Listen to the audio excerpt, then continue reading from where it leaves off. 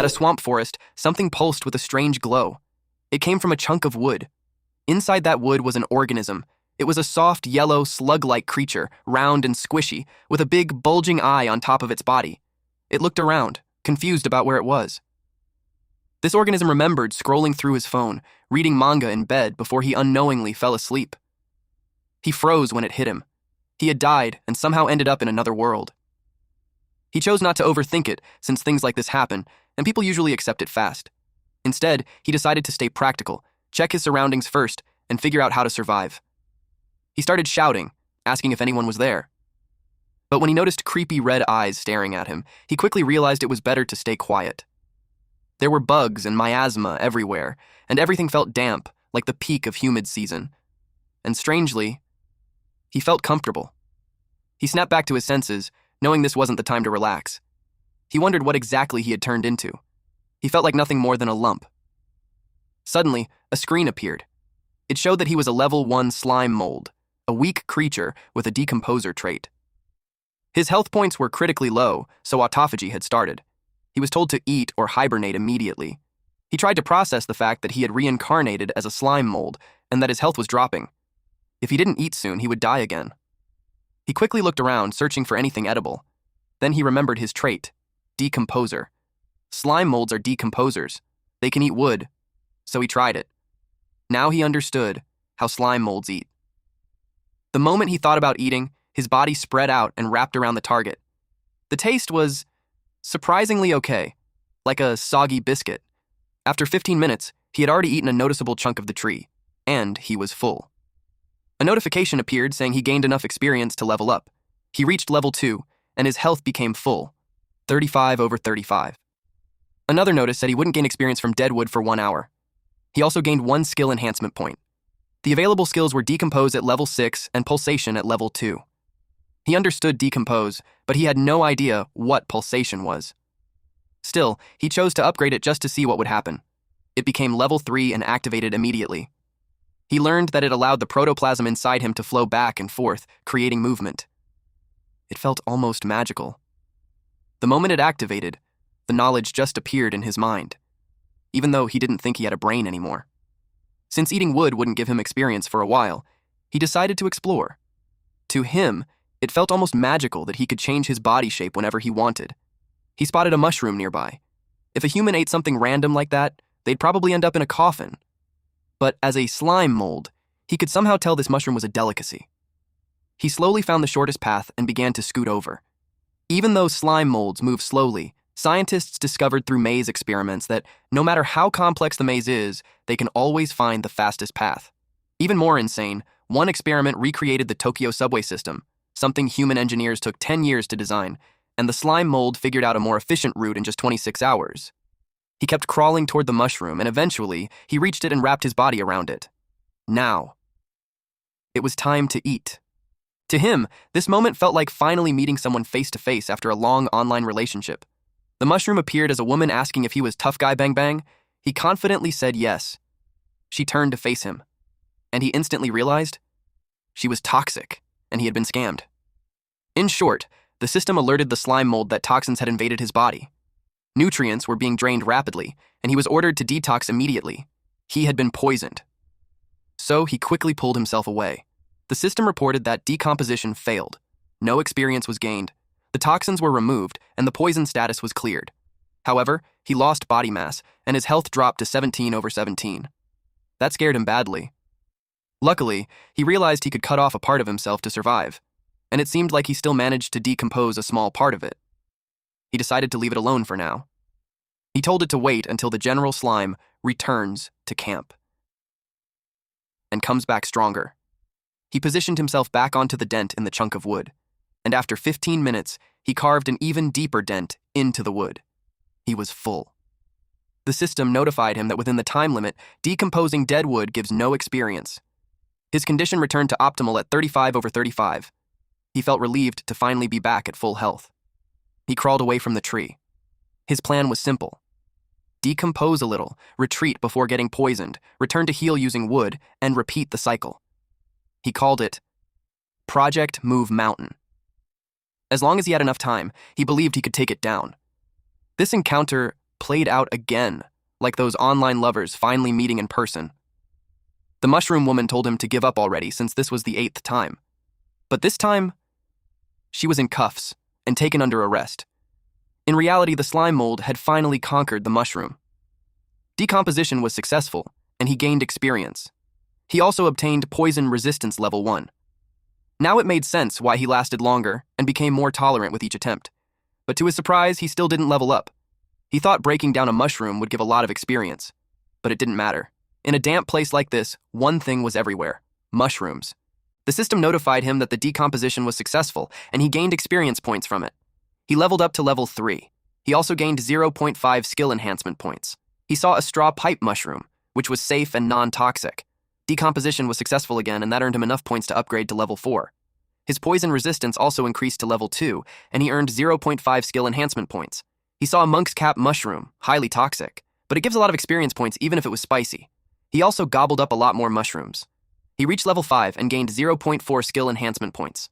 He was notified that decomposing mushrooms within 24 hours would no longer give experience points. His health points were full at 79 out of 79. Since he was full and had reached the limit, it was time for him to pack the rest of the mushrooms. While crawling on the way back, he happily sang about being a little mushroom expert, wearing poisonous mushrooms on his body as rations and protection. Just like he saw in the Animal World show when he was a kid, a crab uses sea anemones to scare away octopuses, so now he uses poisonous mushrooms to scare away monsters that want to eat him. He felt proud for solving his safety problem. Everything was going well until he saw something. Those bees were carrying a chunk of meat. He became cautious and hoped the poisonous mushrooms would scare them away. He tried his best to blend into the background. Unexpectedly, a tongue wrapped around a giant bee's body, and it got pulled straight into a frog's mouth. The slime mold was startled when he saw it happen. The giant bees surrounded the frog. He watched them fight while doing his best to stay hidden. The giant bees moved in on the frog, and stung and bit it. Although a single giant bee wasn't stronger than the frog, the swarm made up for it with numbers. He thought about picking up scraps from the fight. Logically, decomposing monster corpses should give much more experience than dead wood and mushrooms. The giant bees worked together against the frog. Eventually, the frog counterattacked with an empowered tongue. Using its long tongue, the frog slapped all the giant bees away, and then it gathered them into its mouth. The slime mold kept watching. Suddenly, a shadow hovered above the frog. Before it could even react, a snake-like creature had already eaten it. Blood splattered. This creature was a bird with a snake as its tail, and it noticed the slime mold. With nothing else he could do, he simply offered himself to it. It stared at him intently, and then it looked at the sky. Then it jumped away. The wind caused damage to the slime mold, reducing his health points by 30. But after that, everything went quiet. The night grew deeper. The slime mold settled on a chunk of wood. He made a hole and entered it, then covered the hole with mushrooms. He trembled as he realized he was at the bottom of the food chain. But luckily, because he was at the bottom, the gap between food chain levels was too wide, so he didn't end up on that monster's menu. At this point, the slime mold was already at level 5. His title was Weak Creature, and his trait was Decomposer. His health points were at 79 out of 79, and he had 13 remaining skill points. His skills were Decomposition at level 6, Pulsation at level 3, and Poison Resistance at level 2. Even leveling up 4 times in one night didn't change the fact that he was still a weak creature. As a slime mold, he wondered how he could survive and rise in the days ahead. He was exhausted and sleepy. He hoped it was all just a dream, and that when he woke up, he would be back under his blanket. Morning came. The mushrooms he used as cover started to melt from the acid. The acid dropped on him, causing him to lose some health points. He woke up from the pain and burst upward. The system notified him that he had gained a new skill called Burst, level 1. It stimulates the cytoplasm in his body to flow in one direction instantly, creating a powerful thrust. He can use it once every 5 minutes. The mushrooms scattered as he suddenly shot upward. He looked around to see who caused it. It was a snail that spat out acid. It melted the mushroom, and then took a bite of it. The slime mold got furious at this stinking snail. The snail noticed him. He was angry that it stole his mushroom. But what made it worse was when it dripped its saliva on his face, almost melting him. That, to him, was unforgivable. The snail tried to communicate with him, but he told it to stop acting like the victim. The snail looked dejected. Seeing that made him pause. They were both just struggling to survive, wandering this world, and trying to find something to eat. Maybe he was being too harsh. He decided not to make things harder for it. There were plenty of mushrooms anyway, so sharing a little wouldn't hurt. He told it to go ahead and eat.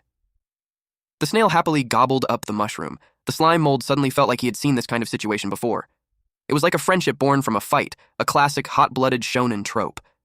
He started imagining them forming a party, increasing their chances of survival. Then changing classes, going on adventures, and building a bond strong enough to defeat a demon king. He realized that if he wanted to survive and grow stronger, companions might be necessary. So he invited the snail to form a party. They could watch each other's backs, and he would make sure it always had mushrooms to eat. The snail looked confused. Then, out of nowhere, it tried to eat him. It shocked the hell out of him. He barely managed to dodge, but he still got injured and lost 12 health points. His HP dropped to 62 out of 79, and he complained that it hurt like hell. That's when it hit him. Monsters in this world don't care about feelings. In nature, it's simple. Eat or be eaten. He had been fooled by its pitiful look. Even though they were both low-level monsters, it was clearly stronger than him. While it was busy eating, he took the chance to escape. But it noticed him and chased after him. He decided to use his remaining skill points and upgraded pulsation to level 4. Then he ran at full power. Our MC needed to run for his life. 3 minutes later, they had only moved a foot away from where they started, and the snail was already catching up. Its speed was almost the same as the slime mold. It inhaled deeply. Then it spat out acid. The slime mold took a direct hit. He lost 27 health points. His body split apart. He realized his consciousness stayed in the larger half, but he knew there was something more important to focus on. The snail approached him and opened its mouth. And it ate him. He split his body again, and the smaller part escaped. The snail was ruthless, and all he could do was endure. After the snail finished eating that part, it came for him again. He grabbed a nearby mushroom. The snail lowered its drooling, tooth-filled mouth toward the small yellow slime mold. But instead of being eaten, he used burst and shoved the mushroom straight into its mouth. It choked on it. It tried to shake the blockage away, but a few seconds later, it dropped dead. The system notified him that the target had been defeated. He gained experience points and leveled up to level 6. He also gained 0.6 skill enhancement points. His strategy worked exactly as he expected. He realized that even though the snail had many teeth, it still relied on acid to dissolve food first, because it had no poison resistance. The slime mold rejoiced after successfully defeating his first monster in this world. He became curious about what kind of surprise decomposing a monster would bring. He realized that the snail meat was slimy and disgusting, but he knew better, so he tried to pretend it was like eating fancy French cuisine. That didn't help. It just made him want to vomit. The taste was horrible. It was salty and sour, and the texture felt like thick snot. It was disgusting to the core. The system showed that the decomposition had been terminated, and he gained no experience points. He thought about throwing it away, but that would be a waste, especially since he risked his life to get it. And if he didn't get stronger soon, reality wouldn't allow him to be a picky eater anymore. His choices were simple: die or endure. So he tried again. He even pretended to pinch his nose, despite not having one, and swallowed it in one gulp. It was still disgusting. But this time he finished it completely. He threw the shell away, and right after that, the system notified him of the experience points he gained. He leveled up to level 7 and was restored to his optimal state. He couldn't believe he was restored because he felt even worse. He now had 1.4 remaining skill enhancement points. His upgradable skills were decomposition level 6, pulsation level 3, poison resistance level 3, and burst level 1. He simplified them in his head. Decomposition means eating, pulsation means running away, poison resistance means tanking hits, and burst also means running away. He complained that he didn't have a single skill meant for attacking, but complaining wouldn't change anything. He also knew his strength wasn't enough. Even if he had an attack skill, he wouldn't dare provoke stronger predators. So he chose to upgrade pulsation. Pulsation leveled up to level 4. He immediately wanted to test how much faster he had become. In one movement, he covered a distance of 20 centimeters. It was definitely faster, but 20 centimeters per second is only 0.78 kilometers per hour. And that made him want to cry. 1 week later, he had almost finished consuming the tree trunk. Hiding there was safe, but his resources were nearly gone. He only had enough left to level up twice. Now that he understood the physical limits of a slime mold, he decided it was time to find a new base. He decided to resupply one more time before setting off. By flattening his body and spreading into vein-like strands, he could move in multiple directions at once. The higher his health points, the more cytoplasm he had, and the wider his exploration range. He branched out like vines. In one direction, the system notified him that he successfully captured 3 white fungus mushrooms and stored them in his body.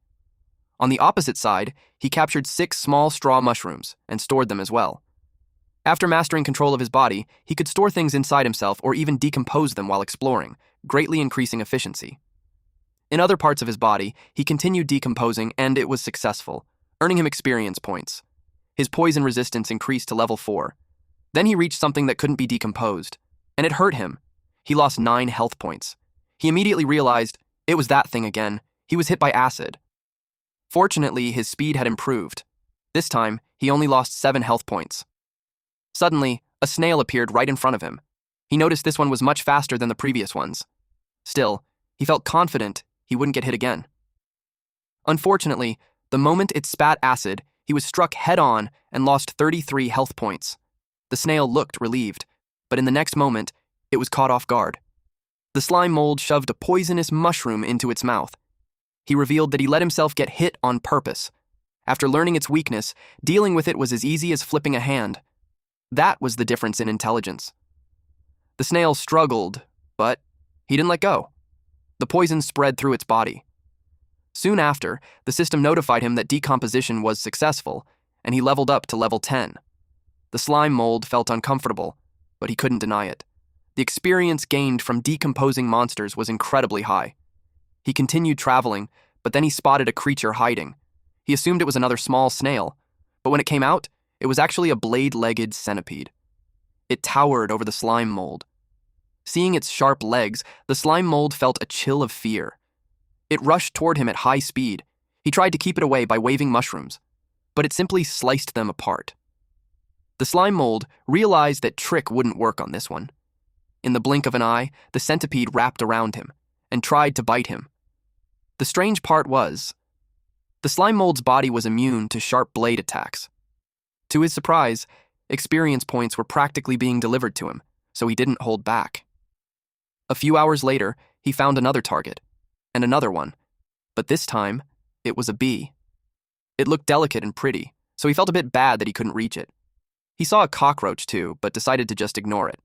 He kept moving forward, happily devouring mushrooms along the way. At this point, he had reached level 13, with health points at 157 out of 157. He had 0.1 remaining enhancement points. His skills were Decomposition level 6, Pulsation level 8, Poison Resistance level 4, and Burst level 1. He realized that eating meat made a big difference. The leveling speed was much faster. He started to think that being a slime mold wasn't so bad after all, and suddenly, he felt like he could do it again. The slime mold started thinking about changing his diet. He especially wanted to try frog legs. Following that logic, as long as he survived the hardest early stage, everything after that would snowball. His growth would become unstoppable, and ruling this world wouldn't be far off. Along his path, he noticed another pool of water. He realized that the mangrove forest was full of pools like this. That made him think there must be plenty of resources underwater. He grew curious about exploring it. So he tried. But the moment he entered, his body swelled up so much that he felt like he might explode. The slime mold reacts to its surroundings. When it loses water, it shrinks. When it absorbs water, it swells. Like a red blood cell placed in fresh water, it expands uncontrollably, reminding him how fragile a single-celled life form really is. He quickly gave up on exploring underwater for now. Suddenly, something rose from the water. He froze when he saw a crab. The crab stayed low in the water, its eyes twitching as bubbles came out of its mouth. The slime mold immediately started thinking about how tasty it would be. Those thick, juicy claws. The rich crab roe. Finally real food after eating bugs for so long, he even tried inviting it to come closer. The crab moved onto a rock in the middle of the pool. It stayed cautious. He realized the crab wasn't falling for his tricks. So he decided not to waste more time. Jumping into the water just for a bite wasn't worth the risk. He thought of another method, maybe dissolving poisonous mushrooms into liquid and pouring it into the water. But suddenly, the crab attacked. It fired a barrage of bubbles. The attack hit him directly. It pierced through his body. The slime mold went pale as he saw the hole left by the water blast. Before he could react, the crab fired again. He rushed away and hid behind a tree. He realized that this creature's water attack could actually hurt him. Its strength was clearly on a different level compared to the bugs he fought before. If he stepped out, he'd become an instant target. So he waited. This would turn into a battle of patience. After a while, the crab went back into the water. He peeked out and thought it had given up, but then to his surprise, it climbed onto the shore. It moved fast and rushed straight toward him. He panicked. The moment he realized it truly intended to eat him, he hurried and climbed up the tree. He was left speechless when he suddenly became the prey. After climbing the tree to create some distance, he thought of circling around the trunk so the crab wouldn't be able to hit him with its water attacks. But on the tree trunk, he ran into another creature. It startled him at first, but when he realized it was just a spider, he told it to move. It didn't. He started getting annoyed. He warned the spider not to be ungrateful and move aside. He even bragged that he had eaten plenty of bugs like it. The spider attacked. It used arachnid slash and cut off a part of the slime mold's body. He was shocked. He thought he was immune to blade attacks. He lost 30 health points. The spider was level 16, and its technique, Way of the Sword, was already at level 8. While he was distracted, a water attack shot toward him. It hit him, making him lose another 17 health points. Now he had the spider in front and the crab behind him. He felt incredibly unlucky. Once again, he was cornered. The crab fired a bubble barrage, its water gun. The slime mold quickly deformed his body, causing the attack to hit the spider instead. The spider lost a limb. It froze for a second. Then it got furious and turned on the crab. It fired arachnid silk shot, followed by another arachnid slash. But the crab blocked it with its crustacean carapace skill. Then it counterattacked with crustacean clamp, while the spider responded with arachnid silk control. The crab was immobilized. The slime mold's plan worked. He shifted the aggro, letting the tiger swallow the wolf. The crab struggled to break free. The spider aimed for its eyes. But at the last second, the crab shoved it away. The impact was strong enough to make the spider's limbs tremble. Then the crab kept attacking the spider. The spider created distance. Then it wrapped the crab's claw in its web. It circled around the crab while continuously using arachnid silk control. The crab was fully immobilized, and the spider looked proud of its work. The slime mold didn't expect the spider to turn things around like that. But then, the spider noticed something strange. The bubbles coming from the crab's mouth started moving. A surge of water burst out. The crab went into a frenzy. It spun wildly while firing water blasts in all directions. And it sliced through the spider's body. The attacks were everywhere. Its survival instincts had kicked in. Even the slime mold almost got hit. Eventually, the water barrage stopped. The spider in front of it had been cut into pieces. The slime mold carefully peeked to check if the attack had ended. Then he slowly moved closer. He noticed that the crab had weakened after that outburst. Now he had to finish it. But how? If he covered its mouth, he'd risk getting eaten. If he used poisonous mushrooms, he wouldn't be able to force them in once the crab shut its mouth. And if he waited too long, it might recover and become even harder to deal with. Then he noticed a rock nearby. He tried to store it in his body, but the system notified him that he didn't have enough space. He remembered that his internal storage depended on his health points. Since he had lost a lot of his body earlier, and the rock was huge, it didn't fit. So he spat out all the mushrooms first. This time, he successfully stored the rock. The weight shocked him. It was insanely heavy. The crab turned its eyes toward him as he declared he was there to collect it. He jumped down from a branch with the rock inside his body. The crab, sensing danger, fired another water blast. It was still trying to fight. But the rock was already coming down, and it crushed the crab. Just like that, the fight ended. The winner of this three-way battle was the slime mold. He gained experience points and leveled up to level 14. He proudly declared himself the victor. Now, it was time to feast. He settled into a new tree trunk and placed both the crab and the spider inside. Then he happily dug in. First, he chewed on the crab claw. He was amazed by how delicious it tasted. Until now, he had been eating wood that tasted like moldy biscuits or slimy snails and bugs with all kinds of weird flavors. This was the first time he had tasted something truly good since his reincarnation. It almost made him cry. He realized that good food could actually heal emotional pain. At that moment, he became even more determined to survive in this world because of all the delicious food waiting ahead. Not wanting to waste anything, he ate every last bit. Later that day, he was full and satisfied. He was now level 14 with 168 out of 168 health points. He had 0.6 remaining skill enhancement points. His skills were Decomposition level 6, Pulsation level 8, Poison resistance level 4, and Burst level 1. Now that he was full and hydrated, it was time to try something new. He targeted a rock. Then he forced power through his body. He tried hard. so hard that his body started to deform. But nothing came out. He was trying to copy the crab's bubble barrage. Logically, the crab just forced water out of its body to attack. So if a crab could spray, then a slime mold should be able to do it too. His body strained from the effort. But what came out just looked like he pooped. He got frustrated that it came out from behind. He kept trying. He squeezed until his body went limp, but he still couldn't control the direction. And worse, what came out had no power at all. That made him furious. And in that moment, he accidentally activated Burst Level 1. He slammed into the rock. Then the system notified him. Burst had evolved into Cytoplasm Spray. Cytoplasm Spray Level 1 instantly mobilizes internal cytoplasm to create a powerful impulse, shooting it out of the body. He remembered that Burst used to have a 5-minute cooldown, but now it was gone. So he went into full frenzy mode and started spraying everywhere. He was thrilled that the skill had no cooldown. As he kept using it, the system notified him that he reached the required proficiency, and his skill leveled up to level 2. But at that point, he looked completely withered. He realized that the cost of using the skill was his health points. Every shot consumed his HP. His health dropped so low that autophagy was triggered.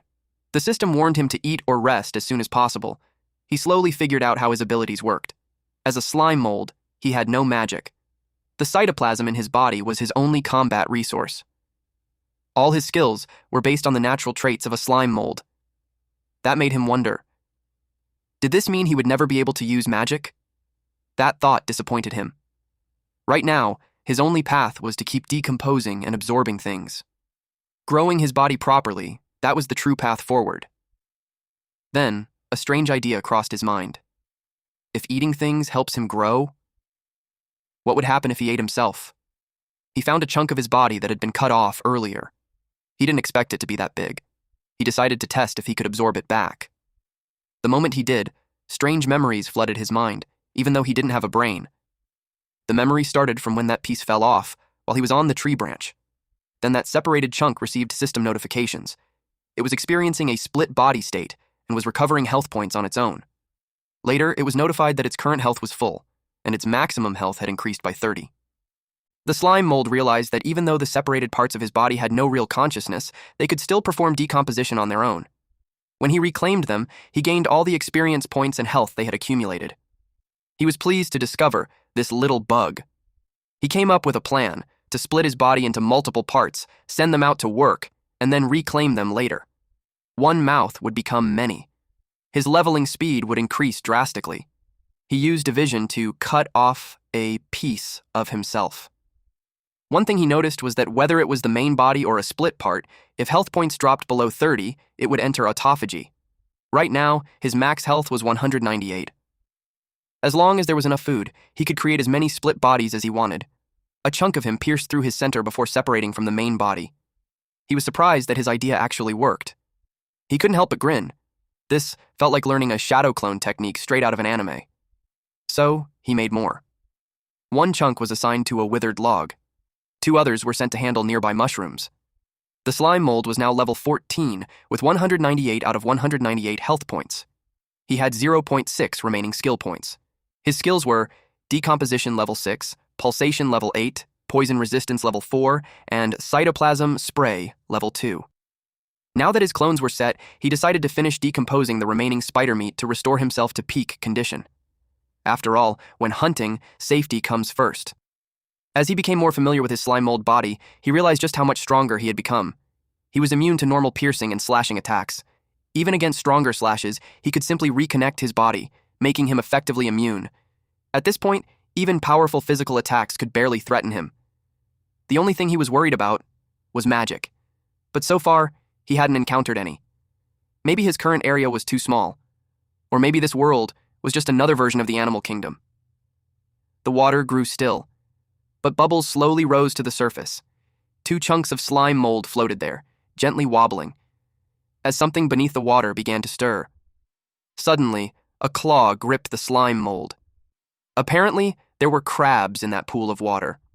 They crawled out, carrying chunks of slime mold, and they followed the slime trail. Until they noticed something.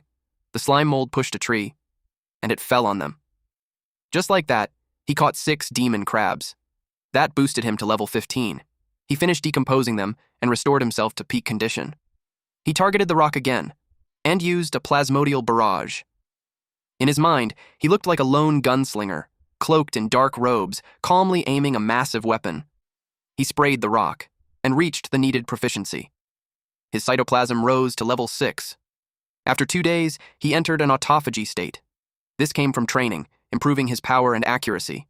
His limit at full stats was 30 shots. He started thinking of a way to get even stronger. He took a mushroom and a stone to add some spice to the move. He wrapped poisonous mushrooms and fired them, letting him poison targets from a distance. By the same logic, if he wraps stones and shoots them, he can boost physical damage. He tested it on his practice target and it worked. Confidence surged through him. The slime mold narrowed its eye, now fully convinced of its own genius. Suddenly, he heard a sound from the tree hollow. At first, he thought it was a bird, but the creatures glowed like fireflies. He climbed the tree. His curiosity took over. When he reached the hollow, he was surprised to see a glowing bird. It was exactly what he imagined earlier. He quickly backed away after seeing a monster that could use magic. He retreated as fast as he could. The bird watched him, and then it used symbiotic scrying. The bird shared its vision with a pink-haired human. She was with a team of adventurers. The blonde, middle-aged man asked if she found anything. She said no, but mentioned spotting a slightly strange little monster. The magician in the party found it strange that they hadn't encountered a single high-level monster on the road. The pink-haired girl rode a beast that looked like a bear, which she called Little Steelback. She ordered it to sniff carefully and guide them to the way out. Their magic communication couldn't reach the guildmaster, as if everything had been cut off. Meanwhile, the slime mold sensed that the beast had noticed him, so he ran as fast as he could. He knew he couldn't mess with that thing, but he had no idea where to go. He thought about crossing the river and hiding there to stay safe, but he didn't know how to get across. He applied the momentum theorem, and while midair, he activated plasmodial barrage. He flopped onto the other side, losing 80 health points. He kept running as fast as he could. When he was far enough and completely exhausted, he finally stopped. The encounter scared him badly. He decided to eat a branch to recover his energy. Even though he was strong against low-level monsters, facing something just one rank higher could kill him instantly. Suddenly, he felt an ominous presence. He panicked, thinking something had chased him there. The pressure felt even worse than that snake crane monster. He wondered if it was the owl, but then he realized it wasn't the owl. A long, severed body part lay on the ground, its surface covered in thick, overlapping ridges. The end was scorched and still burning, heat rising as it twitched faintly among the broken wood. It had crushed the surrounding trees. He froze when he saw it. It was a finger. He immediately thought of it as a golden finger. His instincts told him that if he decomposed and absorbed that high-level magic beast's finger, he could bridge several gaps in strength instantly. He might even evolve because of it. He moved closer to it. Once on top of it, he began dissolution. His body spread out, and it got to work. However, the system notified him that decomposition failed because the skill level was too low or the target's level gap was too large. It triggered inviolability, and his cells suffered backlash. He continuously lost health points. So he activated autonomy, splitting his body and propelling himself away from that part. He landed on a nearby branch and started eating it. He was annoyed at what just happened. If he had known, he would have used all his enhancement points there first. A top-tier material was right in front of him, yet he couldn't decompose it. The feeling was like a eunuch visiting a brothel. The target was also too big. His internal slime mold space couldn't hold it, so he couldn't take it even if he wanted to. He kept thinking about what to do. He considered leveling up first, maxing out decomposition, then coming back later. He felt a tremor and thought it was an earthquake. The ground beneath him started to crack. Suddenly, it opened up, making the finger and nearby trees fall in. He immediately used plasmodial barrage to escape. He landed on another tree, but it was also affected. He knew he couldn't fully get away. After swallowing several trees, the ground began to close. Fortunately, it stopped. If not, he would have fallen in since he was so close. That experience made him tear up as he admitted how scary the outside world was. The farther he went, the more insignificant he felt. He realized he couldn't be arrogant anymore. His only path now was to stay hidden, decompose, and farm. Little did he know, underground there were eggs and hidden treasures. The finger fell much deeper. It was surrounded by sharp spikes like it was inside a mouth. Then a violent impact tore through it. The slime mold's location was quite far from the owl, and it was also some distance from the golden finger. He made a temporary base there and decided to wait until tomorrow before going back to reclaim his split bodies. He used dissolution to create a hole in the tree trunk. He made the entrance smaller, then expanded the space inside. That way, slightly larger monsters wouldn't be able to get in. This marked the start of his construction. He dissolved the inside of the trunk to make more space. After clearing it out, he placed a luminous mushroom. Then he settled onto a self-made sofa. He looked comfortable in his new place. His temporary base had a well-thought-out design. It was split into two sections. The upper chamber was his main resting area, while the lower one was larger but blocked off with poisonous mushrooms, connected only by a narrow passage. He grabbed a stick and started eating. From that moment on, he was a mold with a home. It made him feel safe. But his peace didn't last long. A loud noise disturbed him. He went outside and yelled at the source. He saw a swarm of bees. Now he understood why they were called flying fighters. Then he got an idea. As the bees flew past, he struck them with rocks, smashing their bodies one by one. With that, he gained experience points. Because of what he did, all the bees turned toward him. He quickly hid inside. The bees followed him in. He let out a deep sigh. The bees that tried to sting him got stuck in his body, leading to their defeat and giving him more experience points. He turned into something like a lump of sticky insect glue. He released 2 bees. They flew back to their nest. The slime mold followed them. He found their hive. He noticed more bees gathering nearby. Suddenly, many of them appeared. They all charged at him. He welcomed them, knowing their attacks couldn't hurt him. To him, more enemies just meant more gains. Soon he was surrounded. The temperature around him rose sharply, and his cells began to undergo apoptosis. The slime mold was surprised they could do that.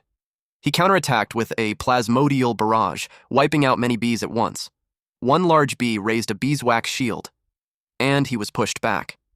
He realized that the bees near the hive were much stronger than the ones outside. Then, the bees pulled out their stingers and used them like wands. A small magic circle formed to summon more of their swarm. The slime mold realized this was an evolved form, from a worker bee to a guard, and now, a bee mage. The bee looked fierce. It charged at him. Our boy then fired a plasmodial barrage and sprayed in all directions. Several bees were wiped out instantly, but there were too many in the swarm, and every attack consumed cytoplasm. His health points kept dropping. Luckily, he was firmly attached to a large tree. By shapeshifting and slipping into the trunk to decompose it, he could keep resupplying. His health points began to recover. More bees with beeswax shields appeared. He used a stone to strengthen his attack, but there was only one stone left in his space. He kept striking the shield. Some bees tried to sneak behind him. He found it funny that they delivered themselves right to him. They got stuck in his body. He acted like he had no choice but to accept them. He gained 4 bee spears and 1 bee stinger. Now, his space was almost full. He threw a stinger coated in slime, and it pierced through the bee's shield and hit directly. The bee mage finally made its move. It formed another magic circle. The slime mold noticed the others starting to retreat now that they understood how strong he was. The bee mage continued to wave its wand. The bee mage created a golden orb. The slime mold thought it was honey and wanted to taste it, but it was a spark ember, a basic form of magic. The bee mage moved its wand, directing the ember toward the slime mold. He was caught off guard. He lost 70 health points. More fireballs followed. This was a strong counter against him, especially with the splash effect. Now that he understood he couldn't win, he decided to run. He scurried away as explosions went off behind him. He fired back with a plasmodial barrage. The bees saw it coming, and a bee warrior stepped in front to shield the mage. The bee mage kept launching fireballs while staying protected. Our MC then noticed it could even buff itself, which felt completely unfair. He ran faster, starting to panic. The bee mage summoned another swarm. This time, it called self-destruct bees. They rushed straight at him. When one hit the tree trunk, it burned a hole through it. Then came a chain of explosions. The slime mold was blasted away. He landed on a branch. The bee mage kept watching him. He tried to stabilize himself, but the branch snapped. He began to fall as the bees closed in around him. Meanwhile, the bee mage prepared a larger fireball. When it was ready, it launched it toward him. Now, aside from being surrounded by self-destructing bees, a massive fireball was also chasing him. It felt like the sun itself was falling on him. The explosion was so huge that it even caught the attention of those near the lake. Smoke covered the area. Trees were burned. The bee mage ordered the bee warriors to stay on guard. Suddenly, it sensed something. The slime mold launched a sneak attack on the nest. The bees rushed toward him, but he told them they were too late. Most of their forces were outside, and the few left couldn't stop him. From the very beginning, while burrowing into the tree trunk to decompose and recover, he had also been quietly extending his body, creating a hidden passage to the nest.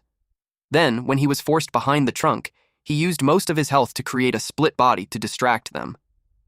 As expected, they focused all their attacks on the split body, giving him the chance to slip through the passage into the nest. He dove inside and spread his body like branches to search. It covered a wide area. The first chamber he checked was wrong. The next one was also a dead end. He got excited when he found where they stored honey, but it wasn't what he needed. He decided to come back for it later. He moved deeper through the trunk and finally found what he was looking for. It was the queen bee. The bees rushed toward him. They were furious and terrified. Our MC grabbed the queen as a hostage. The queen struggled in anger but couldn't do anything under his grip. The bee mage let out a loud buzz, giving commands to the others. The bee warriors raised their shields. The slime mold realized there was no room for negotiation. Without hesitation, he smashed the queen's head with a rock. The bees fell into despair. They lost their strength and dropped. The queen bee was like the core of the swarm. Once she died, the entire colony collapsed and broke apart. At first, he thought about negotiating, but it seemed that low-level monsters only followed instinct. He gained several levels, reaching level 17. The system notified him that his experience points had reached the level-up requirement. Decomposing bee waste within 24 hours would no longer grant experience points. Health points exceeding the maximum would be cleared after an hour. The slime mold had now reached level 21. His achievement was Weak Creature, and his trait was Decomposer. His health points were at 918 out of 802. He had 0.3 remaining skill enhancement points. His decomposition was level 7. Pulsation was maxed. Poison resistance was level 7. Cytoplasm spray was level 6, and Central Command was level 2. Decomposition didn't just boost his poison resistance. He also gained a new skill called Central Command. However, when he tried adding a skill point to it, nothing happened. He wondered if it was because he didn't have any subordinates to control. The system informed him that Decomposition level 7 was a racial skill, meaning it could only be increased through proficiency. He originally planned to max it out for scavenging, but he didn't expect that racial skills couldn't be upgraded with points. Instead, he would have to focus on maxing pulsation first. Fortunately, the rewards this time were plentiful. As his health points increased, the internal slime mold space expanded as well, and the honey was also a valuable resource. If he absorbed the honey, each one would grant him 400 health points. Aside from that, he still had a few stones stored inside. He looked at the bee corpses scattered on the ground. He felt confused. Even without a heart, he still had mixed emotions. Ever since he turned the tables on that snail, he had stepped onto the path of a predator. He started with bugs, then spiders, then even crabs. Now, looking at the bees, his mind drifted. He imagined a young crab waiting for his father to come home early and play with him. But that child would soon learn the truth. The father called the mother, saying he had to entertain clients and couldn't come home to play. The mother told their child to understand, saying his father was working hard for the family. It was almost midnight. The mother crab started to worry. It was late, and there was still no call. She wondered if he had passed out drunk on the way home. She decided to go out with her son to look for him. The child happily sang as they searched. His mother told him to keep his voice down so they wouldn't disturb the neighbors.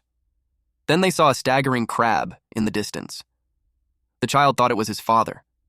He called out again and again, but there was no response. He shouted that his father was going the wrong way. The mother assumed he was just too drunk and told her son to go help him, so the young crab ran toward his father. But when he got close, he saw the truth. His father was being eaten by a slime mold. It was gruesome. The child let out a scream. The slime mold was terrified that he had become the villain. It was just a dream. When he woke up, he realized it was already night.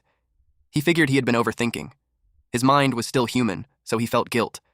But now that he was in another world as a slime mold, he had no control over that. If he wasn't the hunter, then he would be the prey. The weak were food for the strong. It was survival of the fittest, the law of nature. If he wanted to survive in this world, hunting and decomposition were his only options. Material conditions shape everything. First, he needed to solve survival.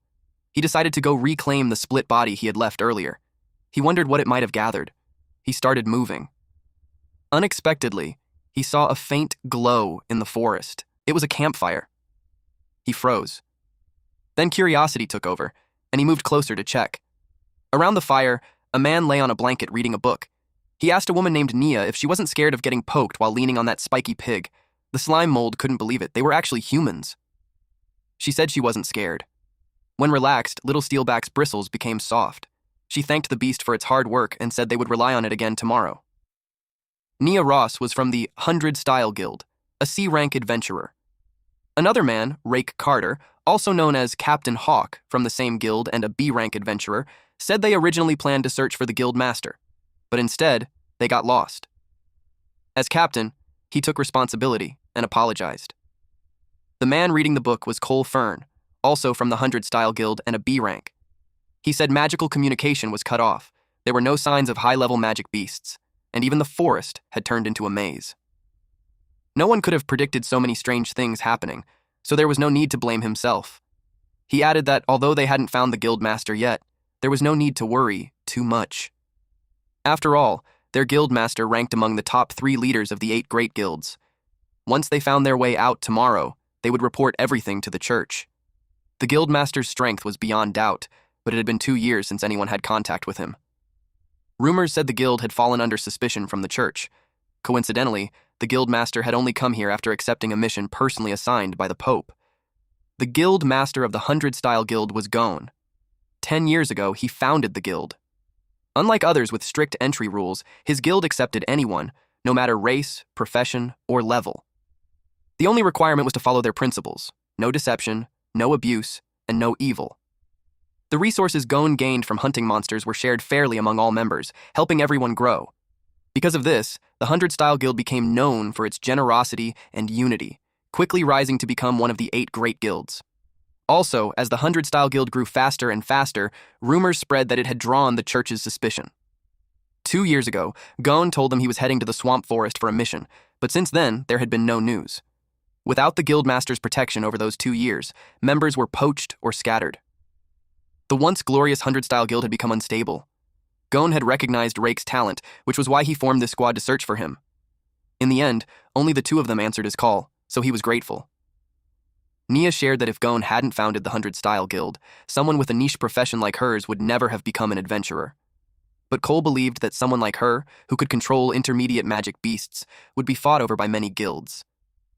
If something had happened to Gon, she wouldn't need to worry about finding a new home.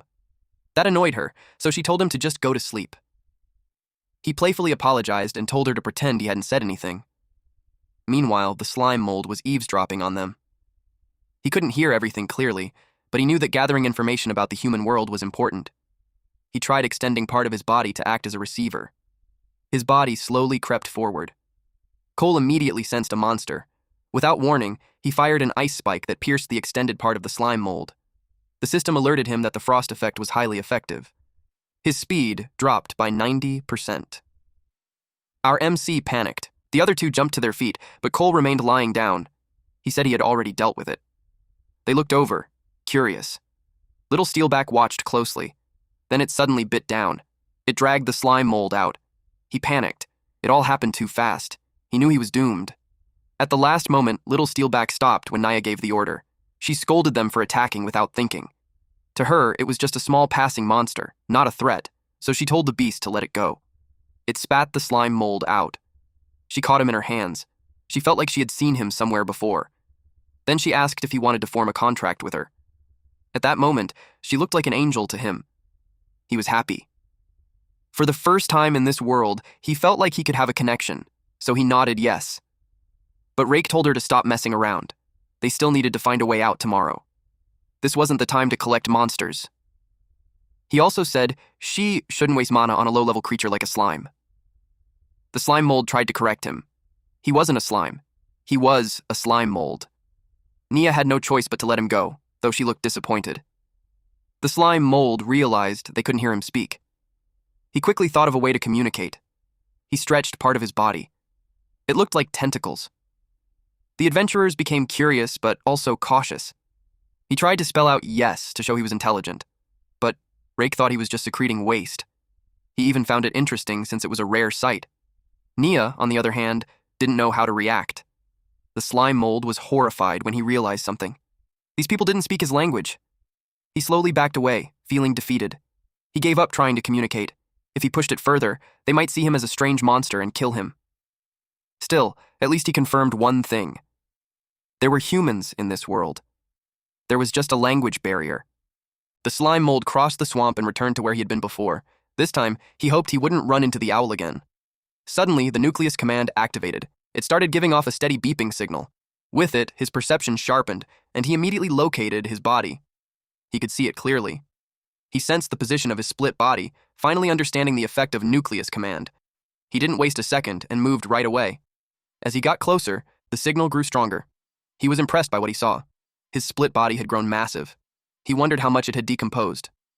He used reclamation, and it worked. He gained a huge amount of experience points, and his health points exceeded the maximum again. He moved on, and reclaimed another one. It succeeded, giving him more experience and pushing his health past the limit again. His poison resistance also rose to level 8. He kept reclaiming, reaching level 22. He moved to the next location, but the signal grew weak. He looked around, searching for his experience pack. He found it among some mushrooms, but a snail was eating it. He attacked instantly and blew its head off. His body trembled. He felt bad for his poor little piece. Luckily, Dad was here to pick it up. He moved toward it, but suddenly a tongue shot out from the mushroom pile and grabbed the split body. It was eaten by a frog. He snapped. Anger hit him hard. He felt despair as his baby was devoured. He swore the frog would pay. He fired a plasmodial barrage. The frog noticed him, but it was too late. The attack hit its face. He wanted it to choke on it. Problem solved, or so he thought. For a moment, he even felt like he could go challenge that snake-tailed bird. But then, our MC realized something was wrong. The frog caught the rock with its tongue, and then it jumped away. It slipped back into the water. But the slime mold wasn't about to let it escape. He waited, and the moment the frog peeked out, he blasted it with slime-coated rocks. The frog instantly dove back underwater.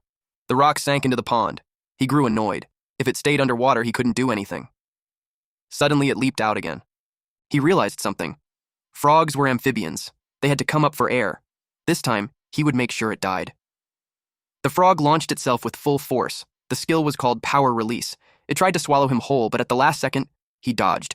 The frog slammed into a rock instead. While it was still mid-air, he countered with a plasmodial barrage. The attack struck its head. Then he extended part of his body and latched onto a branch like Spider-Man. He landed safely on the trunk. He noticed the frog wasn't retreating. Instead, it was trying to lure him toward the pond, where it had the advantage. After the hive battle, he had gotten a bit cocky. Now he realized something.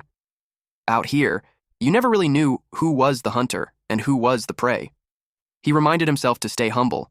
The frog had lost its right eye from the attack. It became furious. It leaped toward him as he dangled from the branch. He had already used up all his stones. He followed his instinct and attacked first, but to his surprise, the frog ate what he fired. That caught him off guard. The frog climbed up the tree and shot out its tongue. It latched onto him. He was pulled toward it, but he held tightly onto the branch. Unfortunately, the branch snapped. He panicked. He was about to be eaten. In a desperate attempt to escape, he twisted the part of his body gripping the branch and stabbed straight into the frog's mouth. The frog dropped. It bled heavily as it fell back into the water. That was too close. The corpse slowly sank and eventually disappeared. He felt a bit disappointed. It fell into the water, so he couldn't decompose it. The surface showed a few bubbles. Then suddenly, an attack shot toward him. Half of his body was instantly destroyed. The force was overwhelming. It even snapped the trees behind him in half. The frog emerged again and swallowed him. Its appearance had changed. The attack it used was called Sanctified Fall. Slime Mold's expression was basically, "What the hell?" The creature threw its head back, mouth wide open. Its eyes bulged as its body jerked violently. It unleashed red liquid from its eyes and tried to hit Slime Mold. Slime Mold extended part of his body so he could reach the branch and transfer there. He dangled and jumped from one branch to another. He stated that a wise mold doesn't fight when the odds are against him. He was surprised when he learned that the frog monster had a third form. If that was the case, he wondered why the one eaten by the snake crane earlier didn't transform or struggle at all. He knew it wasn't a difference in skill between individuals. He wondered how a low-ranking monster deserved such an insane form. He thought it was weird, but he decided to focus on retreating first. He was spooked when it got close to him. Apparently, the frog also used its tongue to dangle and move around like him. The nerves in its eyes bulged. It activated Sanguine Lash. A red tentacle shot out from its eyes, slashed the tentacle part of Slime Mold's body, and scraped across him.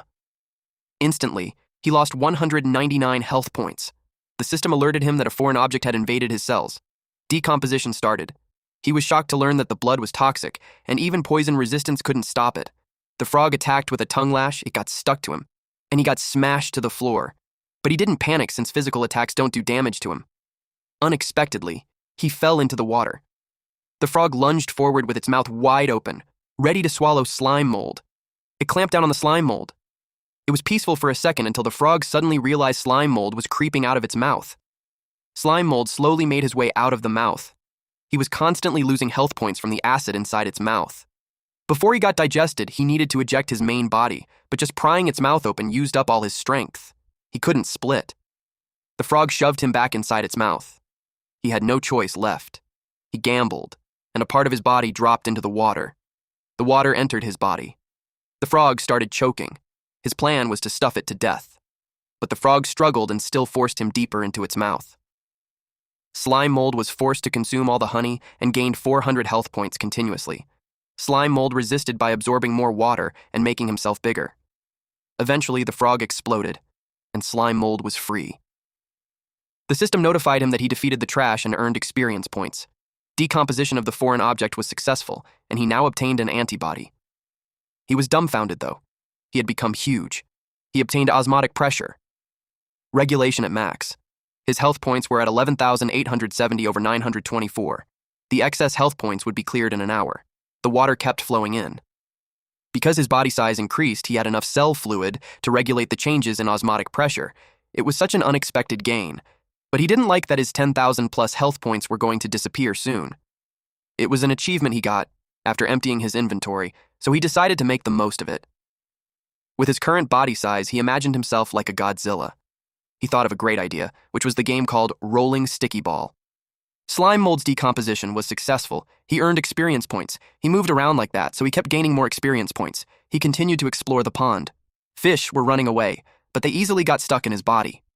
Even though he adapted to the osmotic pressure, the resistance while moving in water was still too much. Those fish monsters were agile, so he relied on his size advantage to catch them. But it wasn't worth it at all. So he decided to go back to shore. He moved slowly, but he eventually reached the shore. A lot of things were stuck on him like rocks. There were also leaves and other materials. He safely managed to reach the shore. Some otters that were about to eat the fish noticed him. He said hello to them. When they saw him, they were scared to death. He towered over them with all kinds of things and even living creatures stuck on his body. He covered them with his body. But he only took the fish and left the otters unharmed. Those two were left dumbfounded. Since there were already so many resources, he chose not to kill indiscriminately. He let the cute monsters go for now.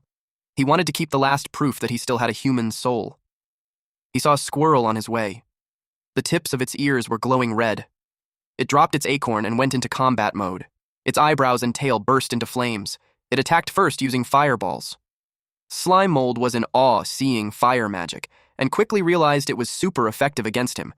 He continuously lost 60 health points. He warned the little cutie that since it started trouble first, it shouldn't blame him. He engulfed it while lecturing it that playing with fire is prohibited in the forest.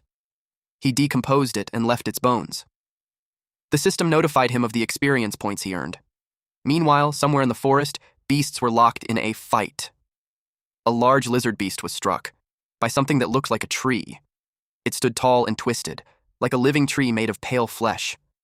Long, branch-like limbs extended from its body, bending at sharp angles, while a glowing core pulsed inside its split trunk. The lizard cried out as it took a huge hit to the head. It counterattacked with a water ball, which was actually acid spit. A portion of the tree melted. It ejected a slime-like creature, and it dove into another trunk and merged with it. The lizard was getting annoyed. It used Wild Rush and charged at it. The tree extended its vines to strike the lizard and stop it from getting closer, but the lizard dodged them well, until a vine suddenly shot up from the ground. The lizard's foot was restrained, and a vine pierced through it. The vine inside the lizard's body slowly produced flowers, and those flowers bloomed. The lizard sensed something was wrong, until eventually its eyeballs were covered in small boils, and then those boils exploded. It was in so much pain that it started moving wildly and slashed the vines restraining it. The tree didn't expect it to jump so high and land on its back. Its eyes were still bleeding non-stop. After that, it immediately stood up. Using its tongue, it activated thermal vision, so it could still sense everything around it. It pushed forward and rolled its body, causing some of the tree's branches to snap. After that, it created some distance. Then it released a water jet, which was laced with poison. The core of the tree started to disintegrate. Then the lizard let out a loud roar. Its body trembled and its veins bulged. Then it transformed. It sensed something big. That was slime mold. Concurrently, the system detected a foreign object and activated the antibody. Decomposition was successful, and he gained experience points. After receiving another notification like this, he became curious about what that foreign object was. He decided not to pay much attention since he already had antibodies. He hurried and swallowed more since there wasn't much time left. He kept rolling, but he sensed something wasn't right. Logically speaking, the area he had slimed over should have been dozens, if not 100 acres. He wondered why the forest was so dense. He considered that the earth itself might be moving. He saw a silhouette of an explosion, but it disappeared instantly. He thought he was just imagining things because there was no sound at all. The system notified him that the time was up. It cleared the excess health points. He was back to his original form. Slime Mold was now at level 49. His trait was Decomposer, and he achieved Weak Creature Lord. His health points were at 2,891 over 2,891. He had 16.8 remaining skill enhancement points. His decomposition was at level 7. Pulsation was maxed. Poison resistance was at level 7. Cytoplasm spray was at level 6. And central command was at level 2. He was impressed that after all that chaos, he reached level 49. The system notified him that nutritional overload was complete, and the next activation requirement was increased by 5 times. No experience points would be gained from decomposing anything within 1 hour. His space was full, so he needed to clear it. He wondered what Weak Creature Lord meant. To him, it sounded like being the boss of a kindergarten. He decided to clear out the slime mold space first. Even though it expanded, there was too much junk, and it was making him sick. His body swelled and tightened, the slime bunching into thick folds. The single eye bulged and shook as everything inside pushed upward, moments away from being expelled. He vomited out all the junk, like bones. He felt relieved once it was done. Now that he dumped everything out, he felt lighter, but since he wouldn't gain experience points for the next hour, he had no idea what to do. Suddenly, the system notified him that when he reached level 60, he could choose between class change or evolution. Just as he expected, it was the path for monsters in this world to grow stronger. He imagined slime mold magic, like mimicry. That kind of change would make both class change and evolution bring a real transformation, like animals gaining intelligence. And with that form, he could learn magic and dominate the entire world. Suddenly he heard the sound of wings flapping. Something flew past him. There were 3 bee mages. He was surprised to see all 3 together. He decided to follow them. He caught up quickly. There were large lumps connected all around the trees. He was impressed to see that the nests were linked together in patches on a massive scale. He wondered if this was the evolved version of a swarm as a collective.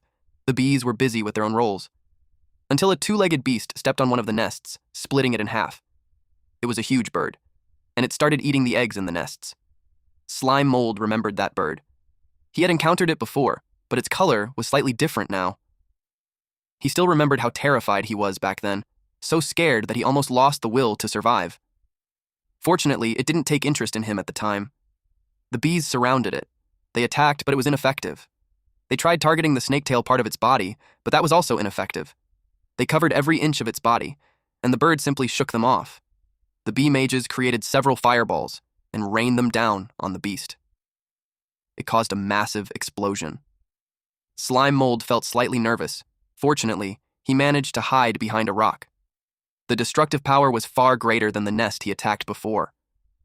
Their abilities had clearly gone through a qualitative leap, not just a quantitative one.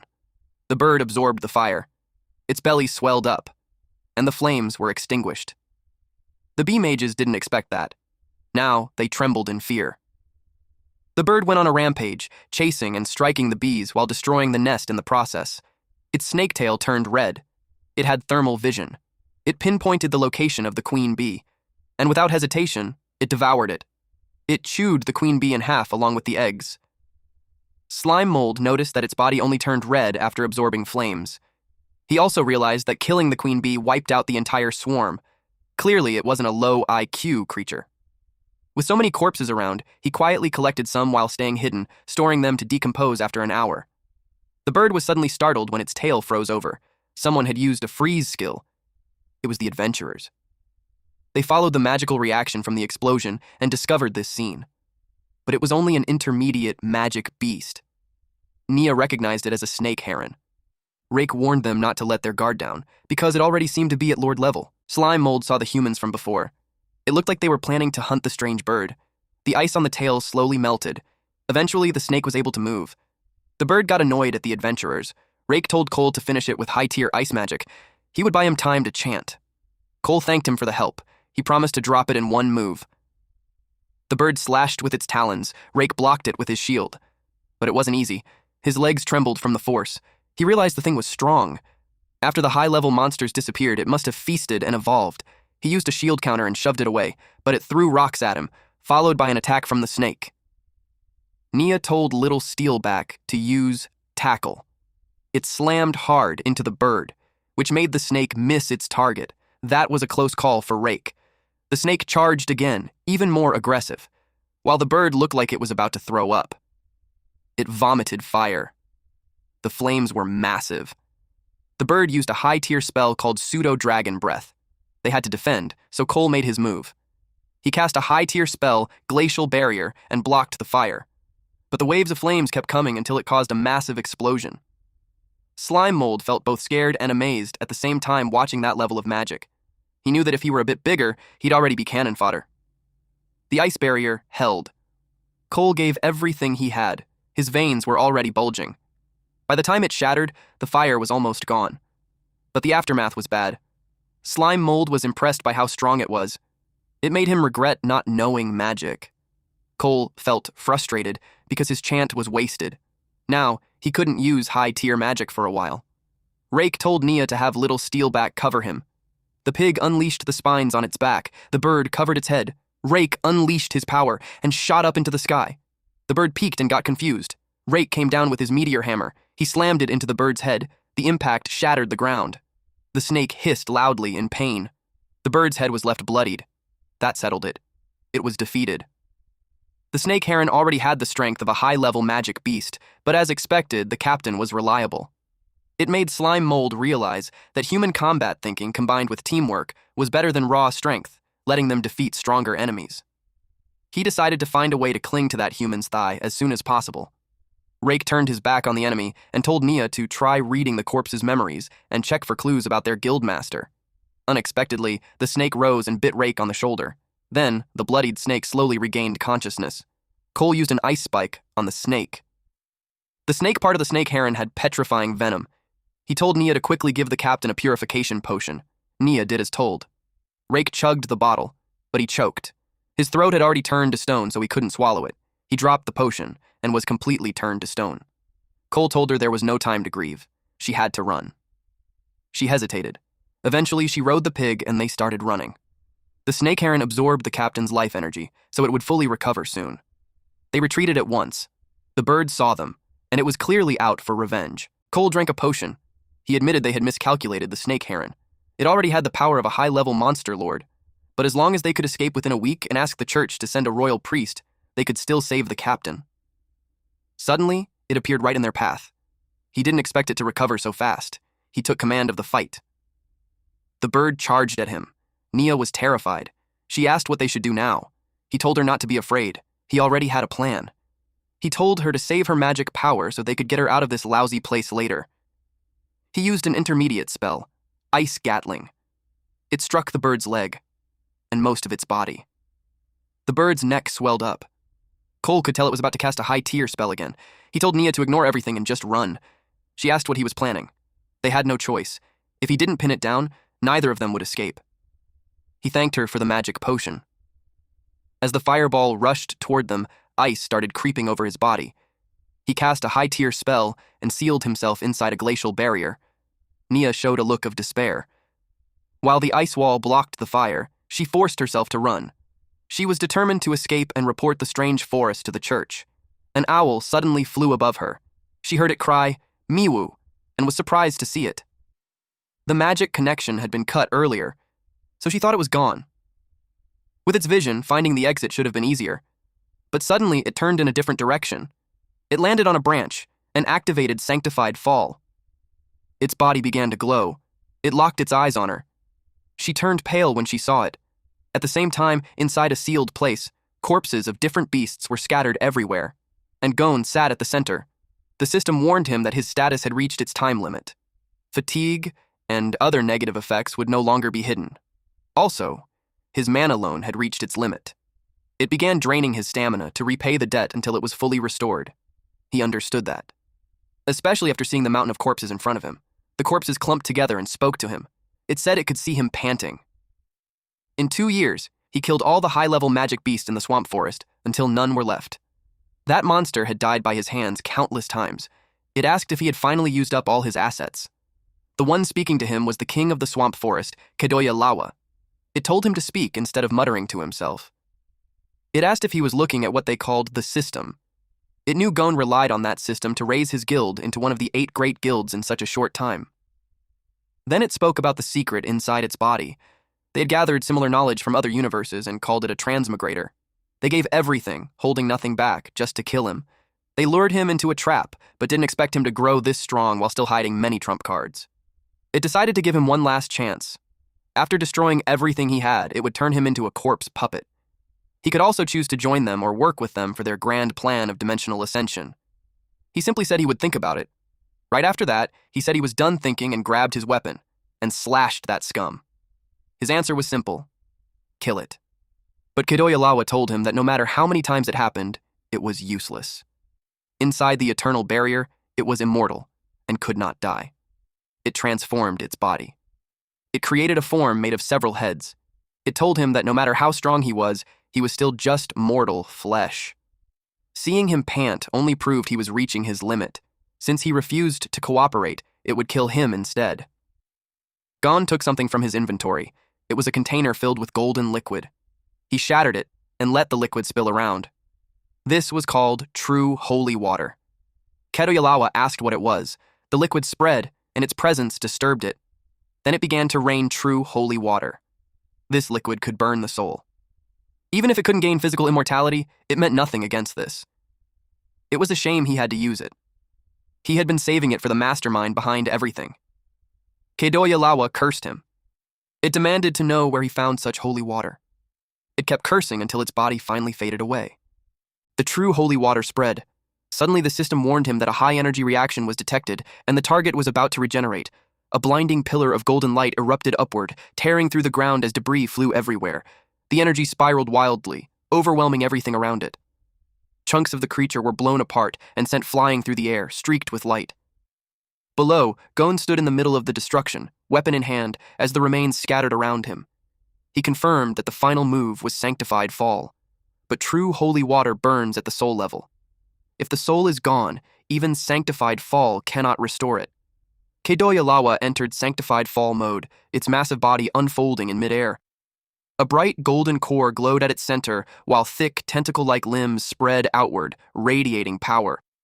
It laughed, enjoying how Gon almost killed it. It knew Gon didn't expect his trump card to fail. Gon realized it had gained the power of adaptation. He asked how it obtained it so quickly. Yahello thanked him for that. It asked if he remembered the Dragon Emperor's finger he had cut off earlier with a single strike. It thought about how powerful his spear art was to cut even the Dragon Emperor's skin. After he cut it off, the finger disappeared, and it couldn't sense it anywhere in the swamp forest. It wanted to know how he did that. Fortunately, it seemed that some weak monsters who didn't know better had touched it. That triggered the Dragon Emperor's inviolability trait, allowing it to sense the corpse again and reclaim it. It used a technique called corpse reclamation. After reclaiming it, everything made sense. Gon had sent the Dragon Emperor's finger far away so it couldn't detect it. The reason was simple. He had coated it with true holy water. If he had used that amount on it earlier, its soul would have been destroyed for sure. But because Gon hid it, it had time to adapt to the remaining holy water on the Dragon Emperor's finger. That's how it gained the power of adaptation. Now that all of Gon's cards were exposed, it was ready to kill him. A massive stone hand burst out of the ground, fingers spread wide as chunks of rock broke off and fell. It tried to crush Gon. The ground cracked violently, splitting into sharp, jagged slabs. Cracks spread outward as the earth collapsed. Several more giant stone hands pushed out from the shattered ground, fingers stretched wide. Rocks broke apart and rained down as they forced their way up. Then, a sudden, violent impact struck. Everything blurred as force slammed down again and again. The ground caved in, forming a deep pit. Kadoyalawa called this technique earth burial. Deep underground, Gon used 20 layers of elemental runestone effects along with the skill earth attribute absorption. He forced his way out. He charged forward using his spear art, piercing all things. Kadoyalawa knew that no matter how strong the weapon was, its durability would eventually run out. It asked Gon how long he planned to keep struggling. It countered with abyss magic, necrotic shriek. Gon glowed bright blue as energy gathered around him. He held his ground, charging power while a red force surged around him. He received a warning that his weapon's durability was about to reach its limit. He was told to repair it as soon as possible. His magic resistance had also dropped below 20%. His body had entered a fatigued state, and he was advised to rest immediately. Even as blood dripped from his mouth, he pushed forward and used the technique 1-inch punch spiral force. He was warned that using high-tier martial arts in his current state would cause irreversible damage to his body. But he didn't care. His weapon broke. Kadoyalawa saw it and was pleased. Gon was overwhelmed. He crashed into the ground. His left arm bled heavily. It was completely ruined. Kadoyalawa called him a fool.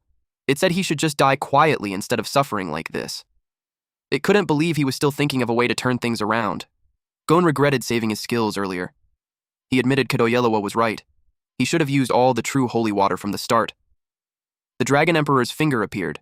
Kadoyalawa said its farewell. It told him that no matter what system he had, he could never win, because he was facing the entire Holy Sea. The giant dragon talon descended toward him, but Gon looked determined. At the last moment, he pulled something from his inventory. It was a scroll. It was the Demon King's favor. Kadoyalawa was surprised to see a demon contract. It called Gon a hypocrite for opposing their plan while secretly making a deal with a demon long ago.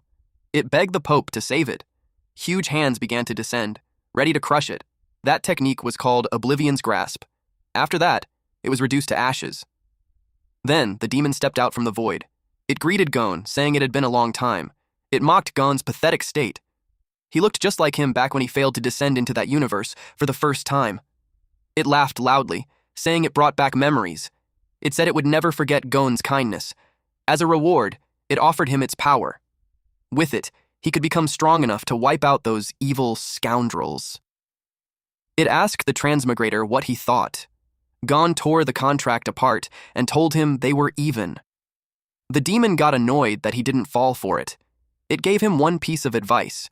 It said it had seen his face at the moment of death. After that, the demon was pulled back into another universe. Then it was gone. Gon's health was at 2,189 out of 2,865,981, and he had no mana left. Since the target was erased, he gained no experience. The field seal was lifted. The system warned him that the mana loan was still draining his health to repay the debt. He was told to recover immediately. Gon sat down. He didn't look good at all. He wondered if the summoning of the Hope of Coordinate had worked. He wanted to connect to the system for communication. He was told the connection failed. Transmigrator systems were not linked. Meanwhile, Slime Mold received a notice that decomposition had failed. The target was not organic matter. He had been trying to eat Rake. He needed to confirm that the man had really turned to stone. He jumped down from the body and decided to take the equipment. Then he dashed away. He thought that if he helped the humans when they were in danger, he might be able to hitch a ride back to their town. He stopped when he saw the ice wall. He knew the mage made it, so he expected them to be nearby.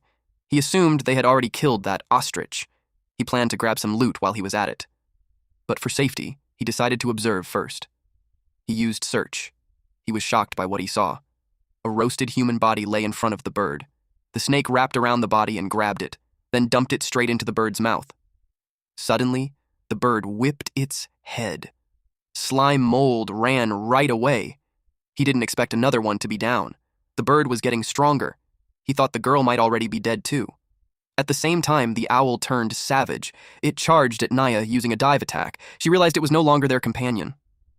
Little Steelback used Spiny Back. If it dove straight in, it would get pierced. so it stopped, and used Iron Beak Gale instead. It had multiple heads, and its movement created wind blades that sliced through the trees around them. A wide part of the forest was affected. Tree trunks kept falling one after another. Nia could only brace herself. At that moment, Slime Mold passed by. Nia begged for someone, anyone, to save her. She wondered how Miwu ended up like that. She saw little Steelback buried under the fallen trunks. She told it not to be afraid.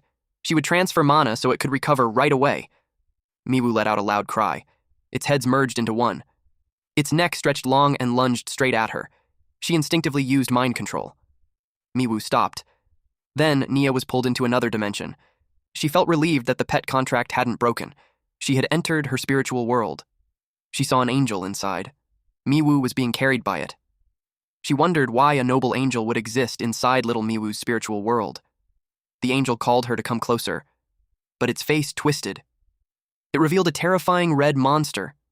She screamed and begged for someone to save her. Meanwhile, little Steelback cried out loudly to get Miwu's attention, because it was about to eat Nia. Suddenly it was struck. Slime Mold swung the hammer, again and again. Miwu took several hits across its body. Nia noticed Rake's weapon.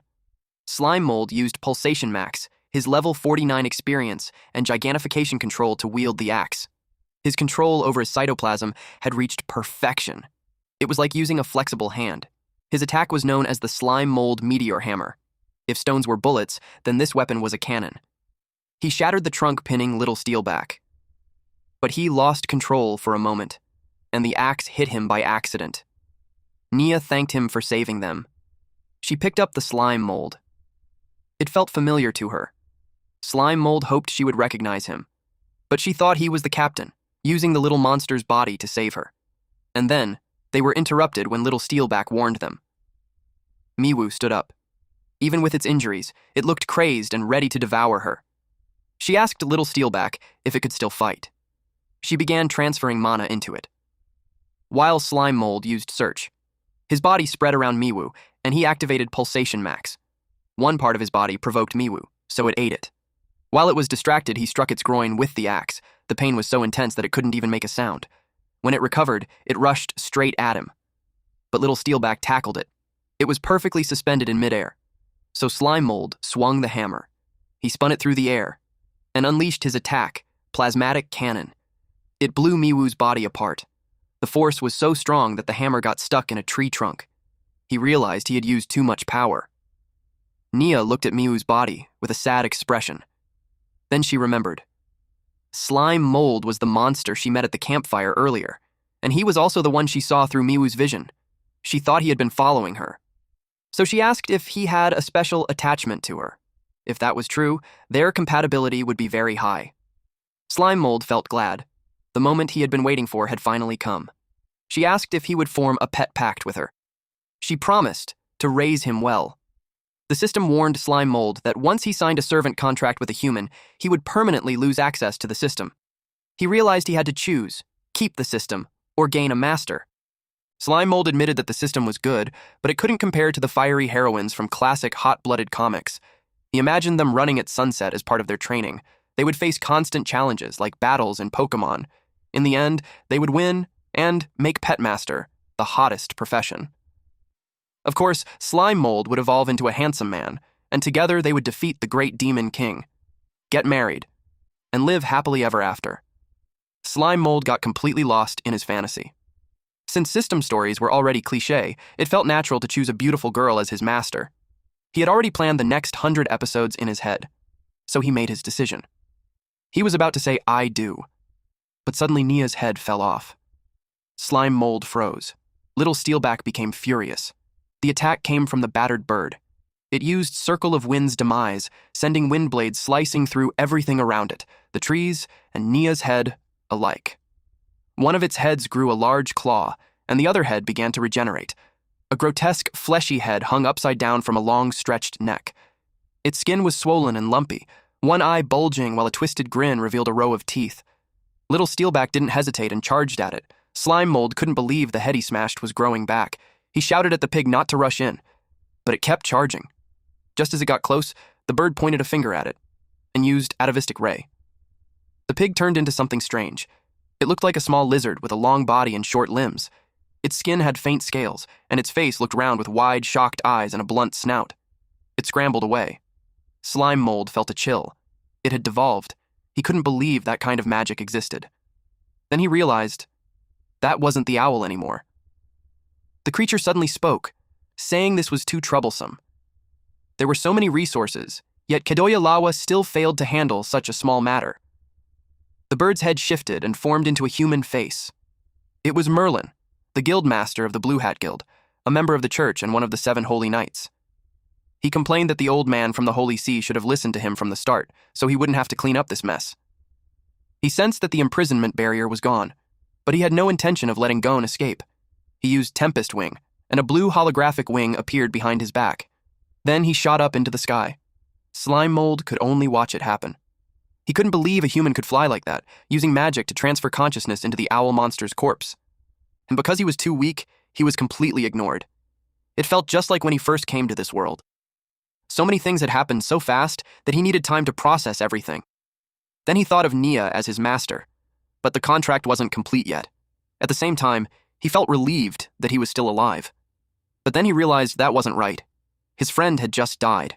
Thinking like that didn't feel human, though, technically, he wasn't human anymore. He decided to take revenge. Even if he couldn't kill him, he would at least smash a face full of cytoplasm at the enemy. On the other side of the forest, the system notified that the mana loan repayment was complete. Remaining health, 789 out of 2,865,981. Mana, 0 out of 377,845. It issued a warning that the host's left arm was severely damaged and needed immediate treatment. After treatment, the energetic status would return. Gon told the system to stop stating the obvious. He had nothing left. He asked it to help him contact the transmigrator summoned by the Hope coordinate. The system replied that long-distance communication was not possible before the initial connection was established. However, it could detect signals on the same frequency. The good news was that he was moving closer to a stronger signal. He knew the Holy See would send more people to clean things up. That made him decide to take the new transmigrator and leave before they arrived, then regroup later. Blood dripped as he walked. Meanwhile, Slime Mold thought he found his target. He jumped down, ready to attack. He struck the armor. He got confused when he felt it. Something about it didn't match what he expected. Gon fell to the ground. Slime Mold realized it wasn't a neck. It was just tassels on the helmet. He quickly apologized and explained that the forest was too dark, so he misjudged and attacked the wrong person. He added that the guy wore a flashy helmet for no reason. Then he asked if he was still alive. Gon grabbed him. He was furious. He recognized Hawk's weapon and smelled Naya's blood on him. He accused him of killing his guild members and assumed he was a servant of the church. Slime Mold's words came out muffled. Suddenly, the system connection was established. Gon was surprised to see that he had a system interface. He asked if he was a transmigrator. At the same time, Slime Mold realized he wasn't the only transmigrator in this world. Slime Mold and Gon sat down and talked to catch each other up. Gon gave him the basic story. He explained that to fight the evil church, he activated the noble phantasm, Hope Coordinate, and summoned Slime Mold into this world. Slime Mold finally understood why he was here. The humans he met before were all part of Gon's guild, but it made him sad when Gon admitted that, with his current strength, he couldn't even save the girl named Nia. Slime Mold asked how he could help. Gon told him not to rush. When he first transmigrated, he was just like him, clueless. After awakening his system, he followed it step by step, completing quests and slowly growing stronger. Slime Mold said Gon had it easier since he was human and could learn magic, while he started as a single-celled organism. He complained that surviving hadn't been easy at all. Gon revealed the truth. He wasn't human either. That was the real reason he always wore armor. That made Slime Mold ask what he really was. Gon answered that he was something humans hated, a goblin. Slime Mold pictured the usual goblins, green, ugly, greedy, aggressive creatures that only thought with their lower halves. Short, weak, and living underground. After describing that, he admitted Gon might actually have it worse. If he looked like that, he'd rather stay a cute Slime Mold. Gon removed his helmet. He looked nothing like that.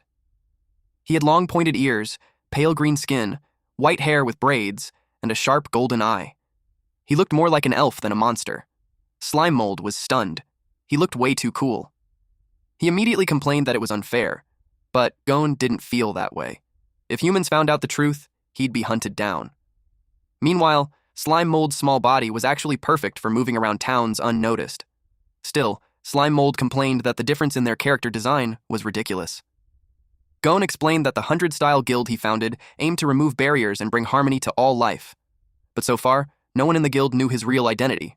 He quickly changed the topic. There was no time to dwell on the past. The church had already sent Merlin, the most ruthless of the 7 holy knights, so they had to move fast. Slime Mold asked what they needed to hurry for. Gon synchronized all the magic and combat skills he had learned and transferred them to him. Slime Mold was shocked. Something like that was even possible. At that moment, he realized he was about to skyrocket in strength. Gon originally thought that although the Pope was suspicious, his past actions did help the common people. So he went along with it and accepted the quest, hoping to get closer to the truth. But from the very first step, he had already walked into a trap prepared for him. The battle drained everything he had, but he also destroyed many of the church's hidden trump cards. The road ahead became even more dangerous, so he needed someone to fight beside him. Slime Mold asked what the church and the Pope did to make him hate them so much. He knew it couldn't be something simple like ruling the world. At that moment, the skill transfer reached 2%. But the world was already under the church's control, so that was never Gon's goal. He explained that the church now wanted to sacrifice all life in the world as energy, open a passage, and send those opportunists to ascend to a higher universe. Slime Mold didn't expect villains to go this far. He asked how they even planned to sacrifice all life. Gon said it all began when he first transmigrated into that world. As Slime Mold already knew, he arrived as a goblin cub, the lowest of the low. In a dark abandoned mine, he grew up catching bugs and eating scraps left behind by higher-ranking goblins. To survive, he even had to gnaw on human remains they captured, until he turned 5 and his system finally awakened. After gaining power, he wiped out all the evil inside that filthy mine. He couldn't accept killing his own kind blindly because his soul was still human. He rescued the women who had been imprisoned and treated like tools, helping them escape and start new lives in a remote wasteland.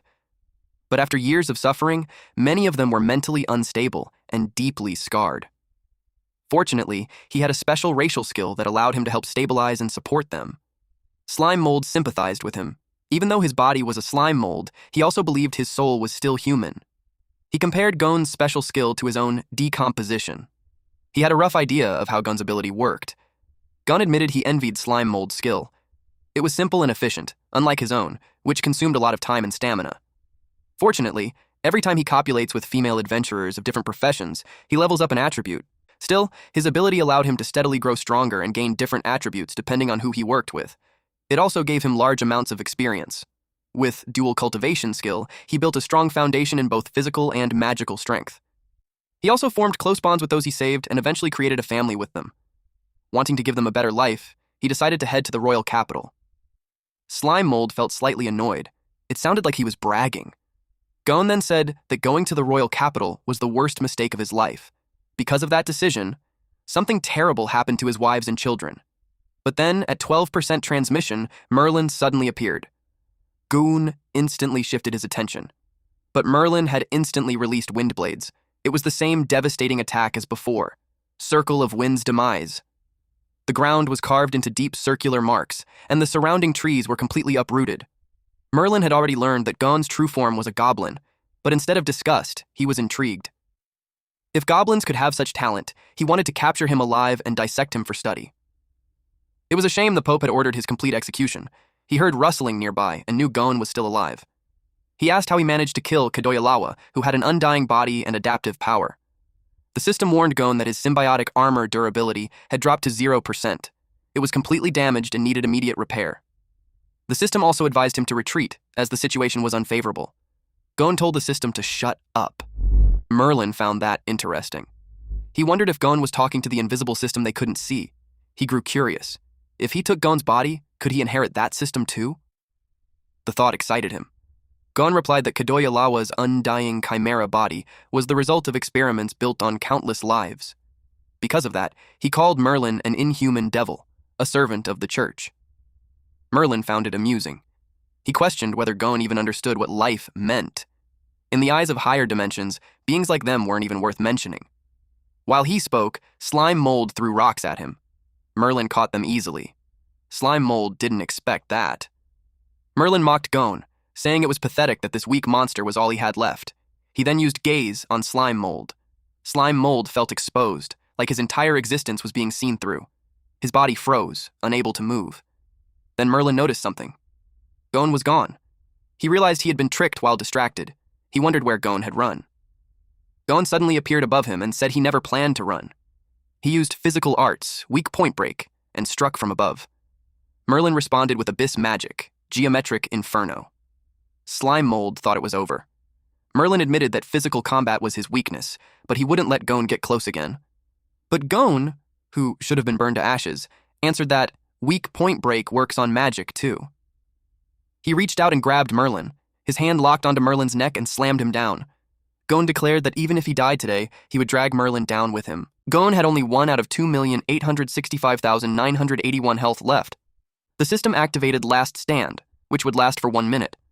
During that time, no matter what damage he took, his health would stay at 1. He activated the skill Final Accord. Merlin panicked when he heard it. He struggled to break free and asked if Gon even understood the cost of that magic. The system warned him that the skill would override Last Stand and his health would drop to 0. When that happened, both his body and soul would completely vanish. He was told to think carefully, but it didn't matter anymore. He activated Final Accord. Merlin's spirit began to get pulled out of his body. At the same time, Gon's own body started to fade.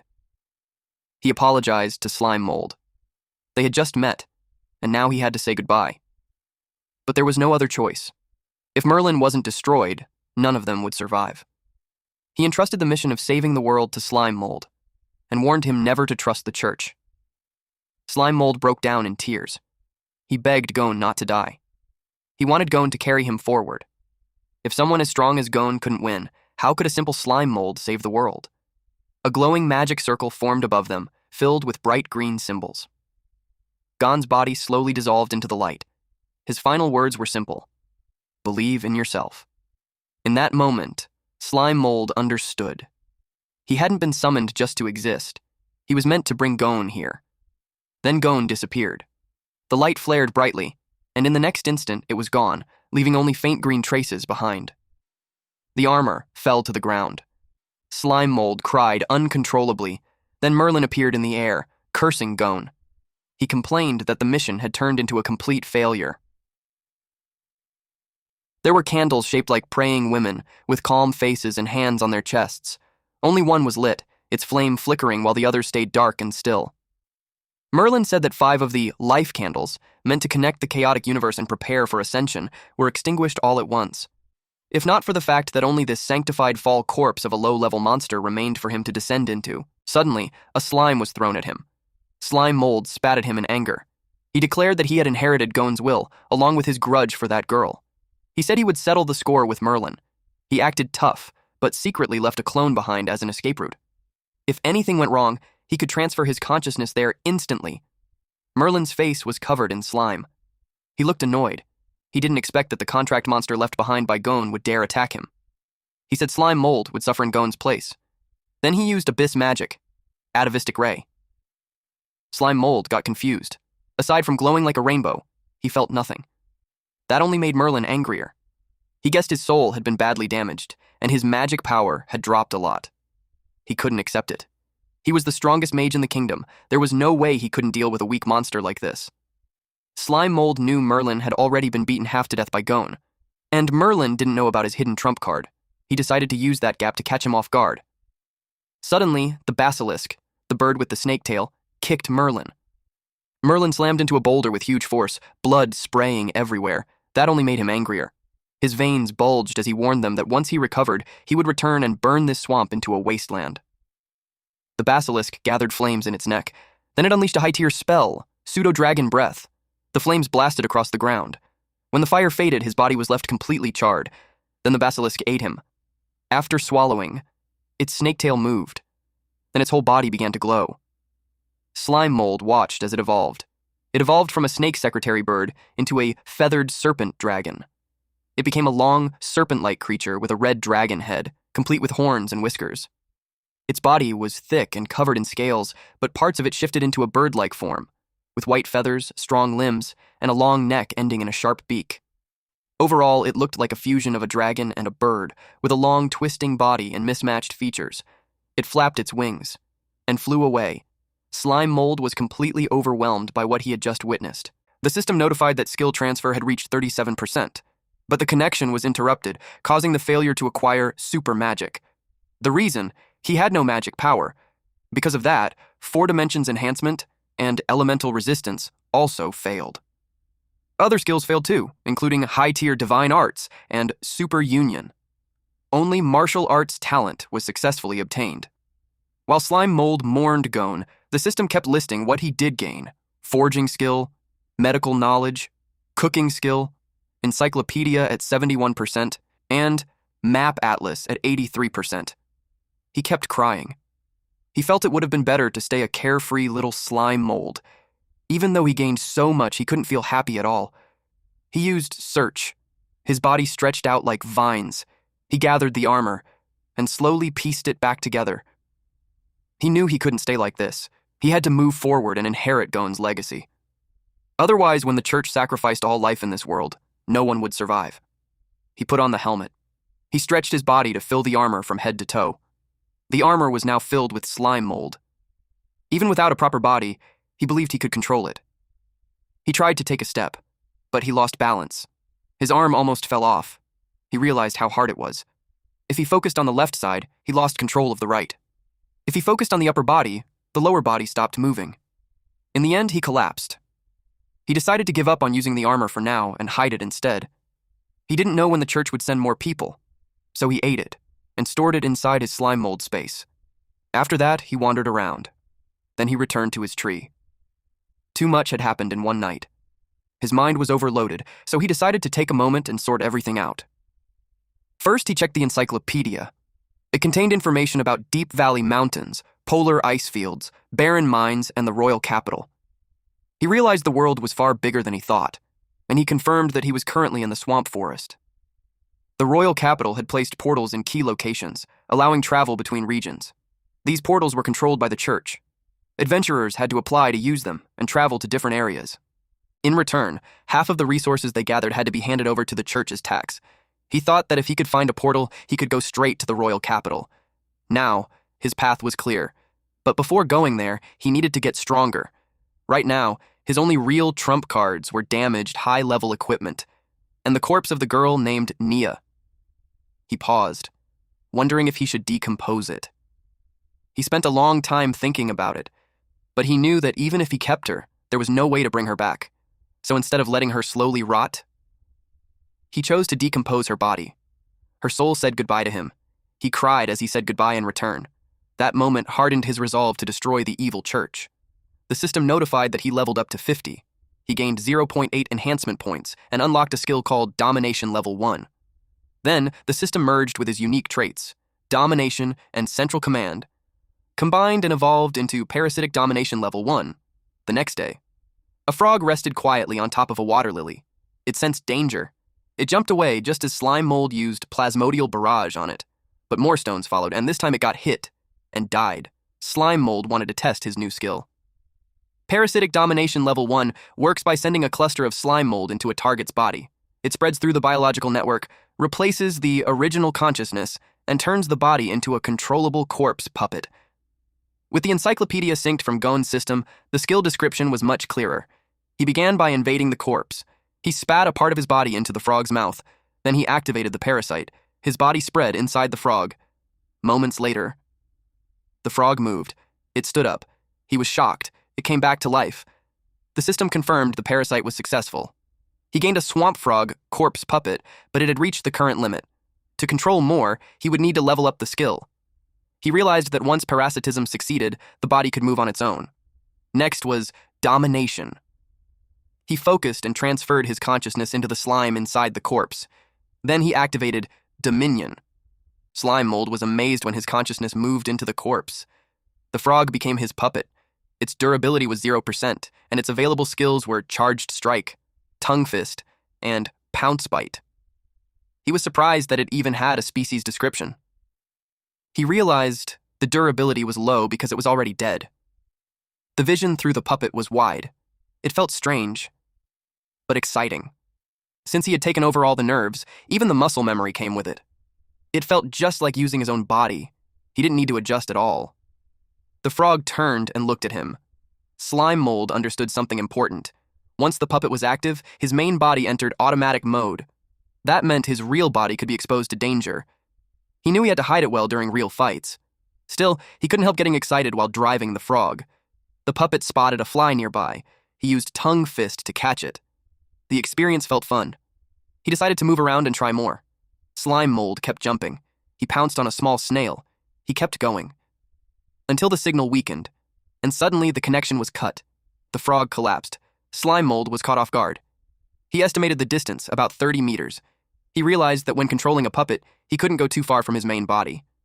He moved closer. Then the frog suddenly stood up again and started jumping around on its own. He thought it came back to life. That's when he understood. There were two states, active domination and automatic mode. His main body acted like a signal tower. During active domination, going too far caused a disconnect. But when close, the puppet switched to automatic mode, moving based on its old instincts. The frog tried to eat the snail, but kept missing. Slime Mold realized something else. The frog just wasn't very smart. He decided to end the test and stored the frog inside his storage space. Thinking ahead, he came up with a new goal: defeat the evolved basilisk and turn it into his puppet. If he could control a high-level magic beast, he could build a parasitic army and use it to fight against the evil Holy See. With that in mind, he continued searching for stronger targets. He dangled from a branch and swung over the water. Something shot up from below and hit him with a water jet, dealing -70 damage. He got annoyed that someone dared to attack him sneakily. He demanded to know who it was. He thought it was a spitting water stinky crab. Perfect. Some material just delivered itself, saving him the trouble of finding one. But when the creature surfaced, he saw it looked more like a pufferfish. Slime Mold was annoyed that every creature treated him like food. He decided to show his power as a level 50 low-ranking monster lord. The pufferfish prepared to fire a water gun. It shot at him, but he dodged with ease. Then he countered with plasmodial barrage. Water splashed everywhere. Something moved fast underwater. Slime Mold got furious that it just attacked and ran. Of course, he wasn't letting that slide. He morphed into a net and trapped the pufferfish inside. Several pufferfish were caught. He gained a lot of experience after defeating them. Then, our boy created a parasitic puppet pufferfish. Its durability was at 99%, and its available skills were water gun, steel tooth cut, and inflate. After that, he targeted a crab. He watched it eat from the tree. He dropped right on top of it. The crab tried to shake him off. This made Slime Mold drill deeper into the gaps of its carapace. Then he activated Parasite. The crab was defeated, earning him experience points. After that, he used Dominion, and it gave him a swamp crab puppet. Its durability was also at 99%, and its available skills were water gun, mud foam, and clamp. A few hours later, in the forest, a frog fought the bees. You know it will be intense because the mage bee had already used the swarm summon skill. This was Slime Mold's puppet frog. He used the empowered tongue technique and struck all the bees in one swing. The system sent several notifications saying the targets were defeated, and he gained experience points. The frog puppet swallowed all the bees stuck to its tongue. Its body swelled up, its belly bulging with uneven lumps. While two bees cast magic. When they formed a honey bomb, Slime Mold knew the swamp frog alone wouldn't be enough. His consciousness shifted, and he used his crab puppet and made it fire. It unleashed a water gun. The system warned that the parasitic puppet, the fiddler crab, had abnormal status. Its internal moisture was drained, and the skill water gun could no longer be used. He was told to restore moisture immediately. He was shocked that it couldn't fire water gun anymore. Meanwhile, the bees prepared fireballs. They caused a fiery explosion. The impact sent debris flying as the force spread across the area. The crab and frog puppets were left roasted. The bees thought the battle was over. Suddenly, one of them reacted in shock as a fast, spinning blue strike rushed straight at it. It blasted half of the bee's body. Slime Mold, inside a pufferfish puppet, hid quietly in a small pool, celebrating his successful sneak attack. But nearby, another bee quickly fought back, launching a glowing attack. Slime Mold used consciousness shift. He escaped, leaving the parasitic puppets behind. He didn't mind, though, since he could just catch more. The bee grew even angrier. Then several bees gathered together, forming a layered wax barrier as they prepared to block the path. But Slime Mold easily broke the barrier and passed through. He knew he was stronger than them. He was just testing their teamwork. He attached himself to the beehive. and spread his body like vines to search, until he found the queen bee and used parasite on it. If his plan worked, he'd get his first army. His plan was to control the queen bee, then control the entire swarm. The system notified that parasite was successful. Using the queen bee, he called the children to rise. Its sound waves spread through the fallen bees, and, to his surprise, nothing happened. Then he realized that once the queen bee dies, the whole swarm is done for. That means parasitizing the queen bee to control the hive is a dead end. In that case, using the queen bee as a puppet is pointless, so he decided to switch to the most useful one. He created a parasitic puppet hornet mage. It has 99% durability, and its available skills are gather honey, spark, ember, and levitation. That night, in his hideout, he called his slime mold squad and made them line up. The frog croaked. He named it Waji. Next was the crab. This new one had bigger pincers than the last. He named it Xieju. The poor pufferfish was summoned on land, and it struggled. He named it Xiaotun. Then our boy got confused when he didn't see the master bee. He was sure he released it along with the others. He had a suspicion, and he was right. When he looked at the frog, this fucker was eating the bee. That made him punch the frog. He announced that slime mold squad rule number 1, no eating teammates.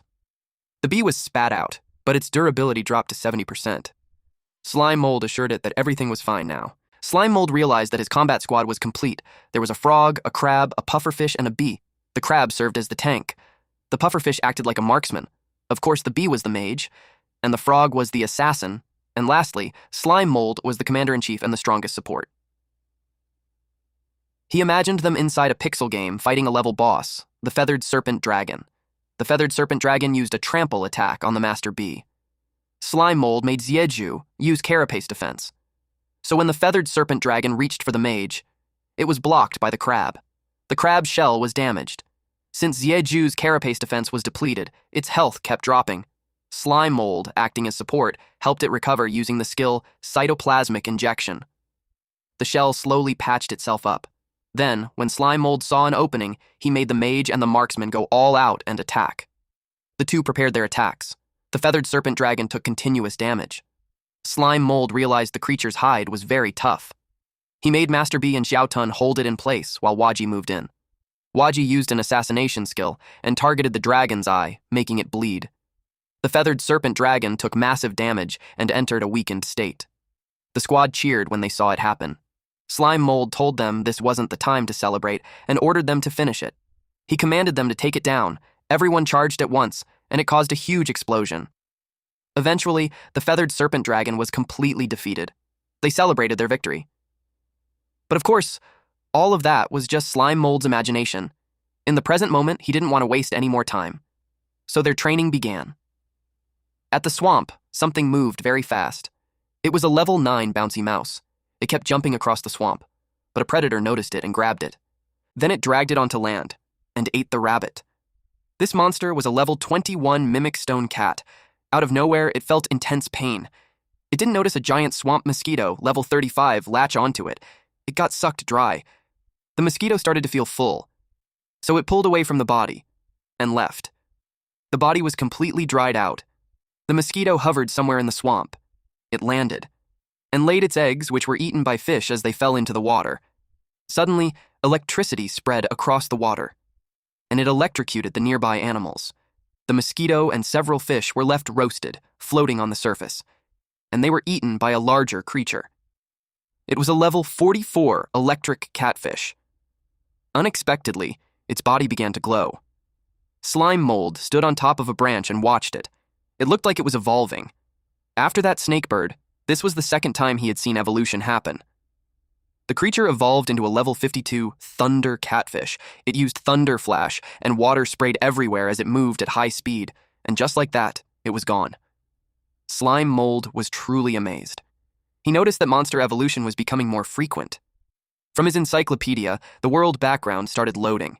It reached 100% and revealed new information. The area was a swamp forest. Its ecological level was in the S-rank danger zone. It was one of the places with the most variety of monsters. A large number of high-level magic beasts lived there, and evolution was a normal occurrence. The creatures there were classified as weak, medium, high-level, and king-level. In the battle records, Gon fought the Swamp Forest Monster Alliance. His target was the regional king, Kidoyalawa. During that fight, Kidoyalawa gathered all high-level magic beasts and most of the intermediate ones to attack Gon. But in the end, the entire monster alliance was wiped out, and the ecosystem suffered heavy damage. At present, the battle has ended, and the ecosystem has entered recovery. The land is gathering magic power, providing energy to restore itself. Ecological pathways are rebuilding, and monsters are restarting the evolution process. Because of this, the surviving intermediate magic beasts became the biggest winners of this magic surge. It was basically ecological survivor bias. With no competition, they could gather resources freely and gain a better chance at evolving first. Of course, evolution doesn't follow just one path. Sometimes a bit of luck can let a low-level monster rise up. The outcome is always unpredictable. The only thing certain is that the food chain in this land is about to be completely reshuffled. Every monster has stepped onto this chaotic ladder, all trying to climb higher and become the new king. Slime Mold finally understood what was happening. He found the database Gon gave him very useful. It made him wonder if the monsters he turned into parasitic puppets could still evolve. He also noticed that the electric fish from earlier was far stronger than him. The system informed him that level isn't an absolute measure of strength. Many factors affect it, such as species, traits, and learned skills or magic. It was like the saying, dragons give birth to dragons, phoenixes to phoenixes, and a mouse's child will just dig holes. In short, even a level 100 mouse could still end up as a snack for a young dragon. The system also stated that there was no data about the evolution of parasitic puppets. Suddenly, a commotion broke out. Electricity crackled in the air. Slime Mold decided to check what was going on. Slime Mold rushed toward the scene. He was stunned by what he saw. The thunder catfish was wrapped around a crocodile, releasing electricity. And this was a level 60 swamp crocodile. Part of the thunder catfish was already inside the crocodile's mouth. The crocodile regained its senses and bit off the thunder catfish's body. The head of the thunder catfish landed right in front of Slime Mold, making him think it had been delivered straight to his door. He moved closer to the gruesome scene. The swamp turned red as pieces of the thunder catfish scattered everywhere, while the crocodile lay dead, flipped on its back. He inspected the corpses and saw that one was rotten, while the other was charred. He knew parasitizing them wouldn't work. Suddenly, he was electrocuted. He didn't expect so much electricity to still remain. He took continuous damage of -10, so he had to consume 115 portions of honey. This caused a nutritional overload. His health jumped to 50,000 over 3,909 for 1 hour. He grew larger, big enough to swallow the bodies and decompose them. He gained a large amount of experience from the decomposition. Then, he released the bones into the water. He felt extremely satisfied afterward. From level 50, he rose to level 51. He made sure to use the time well and kept feasting. The forest was quiet, until he appeared rolling around and consuming everything in his path. He loved going on a rampage. It boosted his experience like crazy. He noticed something ahead. There was a huge mangrove forest on the other side, far more lush than where he was. He expected stronger monsters to be there. His curiosity took over, so he decided to check it out. He rolled toward it, not realizing the danger hiding in the water. Many level 19 piranhas bit him. The system warned that he was under heavy attack. The total health loss had already exceeded 1,000. He was annoyed by these little fish, and he fought back by absorbing them to recover his health points. In addition to that, he also gained some experience points, but he only recovered 80 health points while taking -100 damage, so it wasn't worth it. The system warned him that he was under attack by a large number of monsters. The total health loss had exceeded 5,000. There were too many of them, and his movement slowed in the water, so he couldn't react at all. The health he lost to the piranhas was greater than what he recovered by eating them, even if they were just weak creatures under level 20. The system explained that level is only a vertical reference for strength. It cannot be used to directly compare different species. When monsters act in groups, their danger level increases greatly. At that point, strength can't be judged just by level or numbers alone. The system also introduced a skill called Devourer's Benefit, which makes the host's body gigantic. While useful, it also makes him an easier target, so it must be used carefully. He was getting eaten from all sides, and this really wasn't the best time for a full system lecture. He used Plasmodial Barrage to eject himself from the giant body. And he escaped. The large body was completely devoured by the piranhas. If he consumed more honey to recover, he wondered if he could become giant again. The system replied yes, but the duration wouldn't reset. He only had 19 minutes left. He became large again and rolled through the forest, constantly gaining experience from decomposition. Eventually, he stopped. He noticed that the terrain was no longer changing, but the plants were still growing at an incredible speed. He was amazed at how the Earth's magic power nourished everything. He began to see things differently and realized that overthrowing the church might not be that hard. Even though slime mold lacked a dragon's breath or a beast's claws, his greatest strength was energy.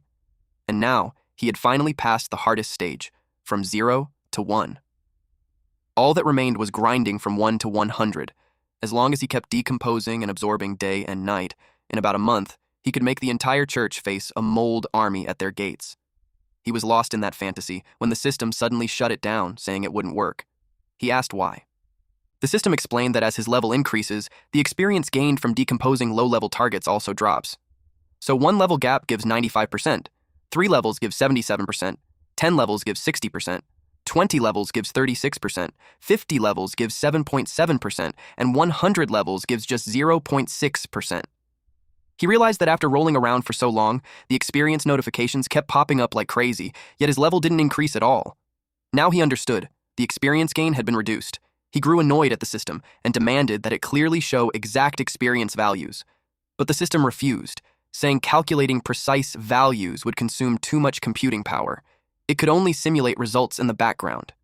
It also notified him that the power overload had ended and the requirement for the next activation would increase 5 times.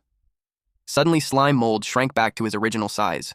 A pile of huge bones dropped when he became small again.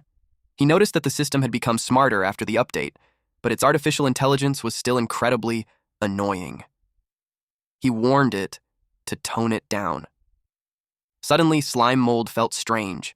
He was too full, and he started vomiting everything he had absorbed all over the place. Looking at the pile of trash he had decomposed, he realized one thing. If he wanted to level up, he needed to find stronger opponents. At sunset, he returned near the mangrove and saw that the tide had gone down. He could finally cross the dry lake. But the thick mud made him feel disgusted. Slime mold sat on the muddy ground, noticing the many holes around it. Curious, he leaned closer and called out, wondering if something inside would come out. Suddenly, he was struck. A sharp object pierced into his body from the mud. After that, he stayed still, a chunk of his body damaged, dirt and fluid dripping as he tried to process what just happened. That made him furious, so he dove into the hole. He went all the way inside. Suddenly, a mudfish was thrown into the air. He faced another fish, but since they were on land, he wasn't afraid. It was a level 17 mud skipper. It suddenly lifted itself up and released waves from its mouth.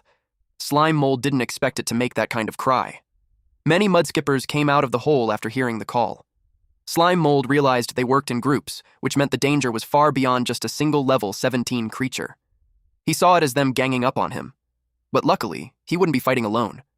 For some reason, he even copied an anime line as he summoned his puppets, saying, "Summoning Jutsu." When the summons appeared, the area filled with mist. Then the frog, crab, pufferfish, and bee were revealed. Slime mold felt way too cool. He was honestly excited that he could use skills he used to only see in manga. The mud skippers attacked together using mud shot. The crab took the hit. The mud quickly hardened around its body, piling up until it was completely stuck. Even seeing that, slime mold wasn't worried. His whole body was made of cytoplasm anyway. The mud skippers lifted themselves up, their bodies stretching as wings and limbs extended outward. Then, half of their bodies curled. Slime mold was surprised when he saw that. For a second, it even looked like they were bowing to him. He quickly reminded himself to stop daydreaming, because every time he did, things went wrong. The mud skippers curled their bodies to the limit. Then they launched themselves into the sky. Slime mold wondered if they were putting on a show. Then the mud skippers spun their bodies mid-air. Slime mold called them chainsaw fish. They turned into spinning blades and targeted the crab. The system warned that the crab's durability was dropping fast, 55% remaining. Slime mold started repairs using cytoplasmic injection. He left behind a blob for it to use like a blood pack. Then he shifted his consciousness and ordered the pufferfish to attack. The pufferfish inhaled deeply and used steel fang cut, slicing into the mud skipper's body. As for the frog, it was agile enough to dodge the mud skippers. It counterattacked using tongue fist. Unexpectedly, its tongue got cut off. Seeing that, slime mold had to transfer his consciousness into it. The frog's battle IQ in auto mode was too low, so he had to take control himself. It dodged the incoming attack by spinning like a ballet dancer. But inside, slime mold was starting to feel overwhelmed. When he found an opening, He kicked the mud skipper with full force and defeated it. After that, Slime Mold shifted his consciousness again. This time, he controlled the bee. He used a triple beeswax barrier. It blocked the mud skippers from getting closer. Slime Mold realized he needed a way to restrict their movement first. The bee unleashed the skill Honey Convergence. It took down some of the mud skippers and wrapped them together in honey. The other mud skippers took the chance to attack, but Slime Mold shifted to the pufferfish. He inflated it, throwing the mud skippers out of position. Then, the bee used Honey Convergence again, and the mud skippers got stuck on the ground because of the sticky honey. He was pleased that his plan to restrict their movement with sticky honey worked. The stickiness of honey comes from its high sugar content and low water, making it even more viscous than Slime Mold's own cytoplasm. Then the bee used Spark Ember. It burned the trapped mud skippers, and the system kept notifying him that he gained experience from killing and decomposing them. Slime Mold noticed something. Waji the frog was celebrating. Slime Mold realized that parasitic puppets keep some of their original personality. Master Bee carried the fight, yet didn't act flashy like Waji. Xiaotun splashed water on Shiju. Suddenly, Slime Mold paused, sensing something in the air. Even without a nose, his body reacted to a strange smell. He realized it was the mud skippers. He had accidentally created a new dish, honey roast fish, and it was added to his cooking skill. The parasitic puppets gathered around, and he realized they wanted to eat too. He invited them to dig in. Slime Mold took a bite and noticed how the honey enhanced the fish, bringing out its freshness while removing the muddy smell. With heat, the skin turned crispy, while the inside stayed tender, perfectly cooked. The system notified him that decomposing cooked dishes gives more experience. Out of nowhere, something suddenly emerged from the mud. It made him alert. He stepped back and told everyone to prepare for battle. It was the level 49 mud skipper boss. The encyclopedia showed that it was a boss-type monster that remembers enemies and uses sound waves to command its swarm. On its own, it wasn't extremely dangerous, but it had basic intelligence. Slime Mold decided to stick to his previous strategy, confident he could still win. But his parasitic puppets were too busy eating. It made him frustrated. The mud skipper boss attacked. It tried to swallow them whole. Fortunately, Slime Mold grabbed all the puppets and ran away. His wireless attack mode was still unreliable, so he switched to wired mode to strengthen the signal. By directly linking to multiple parasitic puppets through his cytoplasm, controlling them became easier. Even if it was less precise, it made up for it by coordinating many at once for faster combined attacks. Then he realized it was basically like puppet jutsu, which felt pretty cool. The mud skipper boss swallowed what was in its mouth. Slime Mold ordered his puppets to attack. He noticed how the mud skipper boss ate the corpses of its own subordinates without hesitation. It was truly a creature driven by instinct. One puppet sneaked behind it. It was Waji. It used empowered tongue, but it was easily knocked away by the mud skipper boss's tail. Master B used Spark Ember. When a huge explosion went off, Slime Mold thought the fight was over, but to his surprise, the mud skipper boss used intermediate magic, Swamplow Art, to shield itself from the flames. Slime Mold was shocked that it could use intermediate magic. Even if it looked dumb, it was stronger than expected, so he decided to push through, head on, and trade attacks. He figured it was time for Shiju to step in, but to his surprise, he was no longer connected to it. He was furious that it had cut the connection and ignored his orders. The system informed him that without direct commands, it was still in automatic mode, so it would act based on its own judgment. Then he saw its body glowing brightly. He realized that because it was about to evolve, it chose to keep eating earlier.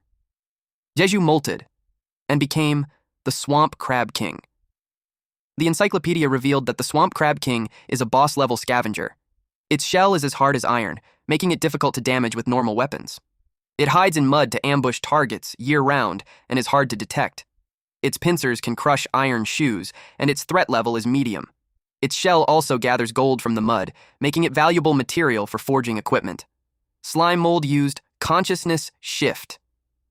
He felt more confident now that he had a medium-threat Swamp Crab King, while the mud skipper boss was only average. It took position, and told the mud skipper boss to prepare itself. Then it lunged forward. The mud skipper boss raised its fins, and ripped them out to use the skill Fin Boomerang. The Swamp Crab King was cut in half. Slime Mold couldn't believe it was killed instantly. He checked the cooking skill. After a swamp crab molts its shell, it can take about 10 days for the new shell to fully harden.